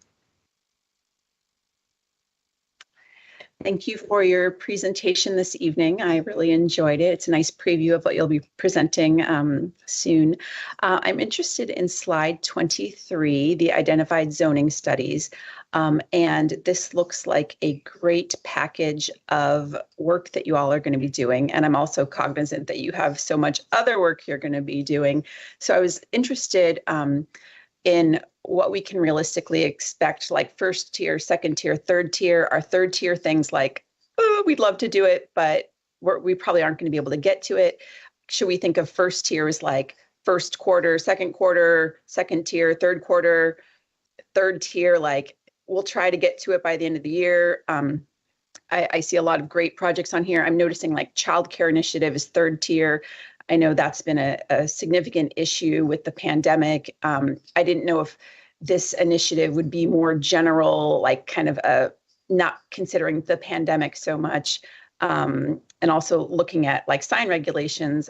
My fellow Commissioner Morton brought up a great point that she made a motion to this evening about additional signage, and does that work with the county's regulations related to signs? So I'm just kind of interested in like what we can realistically expect to do, how these things will get done on an approximate timeline, and yeah, looking at sign regulations and how that might relate to Commissioner Morton's recent motion. Thank you, Commissioner Peterson, for the feedback and for the questions. And really great question about, how one should interpret the information and the content of this slide in particular. And I would say that, perhaps interpret this as sort of a point in time snapshot of our general prioritization of the zoning studies. That being said, And so, things that are in the first tier, it would be our goal to generally have those be the efforts that we begin first or components thereof. And then maybe second and third perhaps would follow a little later. I would not encourage at this point in time to read these as being, first quarter or second quarter or third quarter. I think most of these, for example, the future of outdoor dining as a first tier, I'm hopeful that internally we'll be kicking off that work in first quarter, maybe public engagement by the second quarter, and go from there. And so we still have, for many of these studies, we have the general objective of what we're trying to achieve, but there's some detailed scoping that we need to do internally. And that scoping will also in part inform, I think, how we approach the timing more specifically, right? So, for example, one of the points of discussion with the board in September, and I think it was board member or now board chair Crystal, had referred to, I think, the phrase, low overhead zoning studies, like meaning what are the zoning studies that, within a matter of 3 to 4 months, we could potentially start, proceed, progress, and then finish. And that needs to be another lens or filter that we apply. And so are there things like you mentioned and Commissioner Morton's motion this evening about signage for proposed development projects? Is there an issue there that needs to be addressed? If there is, can we address it quickly enough where, even if it would be in third tier, we could bump it up to something that we're doing in the very near future? So there is, a level of fluidity there. And it's possible that some of the third tier items that are currently shown could happen sooner. That's partly going to depend on scoping. So hopefully that's helpful, just to provide a little bit more information, and we're continuing to think through how best to reflect the timing component. On the childcare initiative, just to provide a little bit more context on that, I think from a planning division perspective, we I think accomplished a lot of major zoning changes or zoning ordinance amendments a few years ago. What the major zoning element I think we're looking at ahead of us is the extent to which bonus density might be considered as an incentive within site plan development to provide spaces for childcare. So I think that's, there may be a few other details that we'll be working with DHS and others on, but I think at this point in time, that would be the focus of that initiative. Okay, I appreciate your response, and I really like the idea of bonus density with the inclusion of childcare, because having 2 kids who are of daycare age, we really need more childcare. So thank you. I appreciate your help. And since no one else has their hand up, and since I don't see Commissioner Steinberger's camera on, I'll take the opportunity to thank you again for the inclusion of the definition of family under second tier. This is an issue that I know particularly, it animates me, and I know that there are others that animate. I think that there's a growing number of people who are coming to the conclusion that the family as a measure is inappropriate in the zoning ordinance of a modern and pluralistic and diverse community like Arlington and like we want Arlington to be. So I am glad to see that that's in there. A zoning ordinance based on households, whether it's a single household or multi-household, is better, right? I'm reminded for fellow commissioners of a moment when the late board member Eric Gutschall was when he was still a planning commissioner. We were in a meeting on accessory dwelling units, and it was pointed out to him that in Arlington, the definition of a single family home is no more than 5, or maybe it's no more than 4, no more than 4 or 5 unrelated individuals living in a household. And he realized that between his wife, and their children, and a foreign exchange student who was living with them, that they were out of compliance with the zoning ordinance because it put them over the number of unrelated individuals threshold, which is just, it's so mundane. It's just such a mundane thing, and it's an example of one of many examples of the need to move that to move on from that. So I'll just take the opportunity to express my gratitude that remains at least on the top half of the priorities. Are there any other questions from commissioners?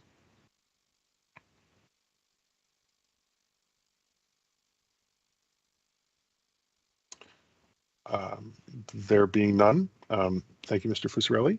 We're very glad to get this going. I'm really happy that we're doing this in the first quarter again, like we did in the before times, and hopefully we'll continue to do in the after times. So I look forward to seeing you on Tuesday.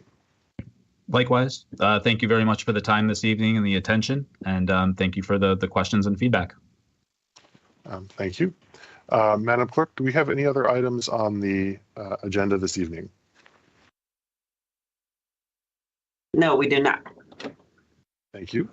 So with that, I will convey my thanks to my fellow members of the commission, to staff, applicants, members of the public for their time, consideration, and patience last night and this evening.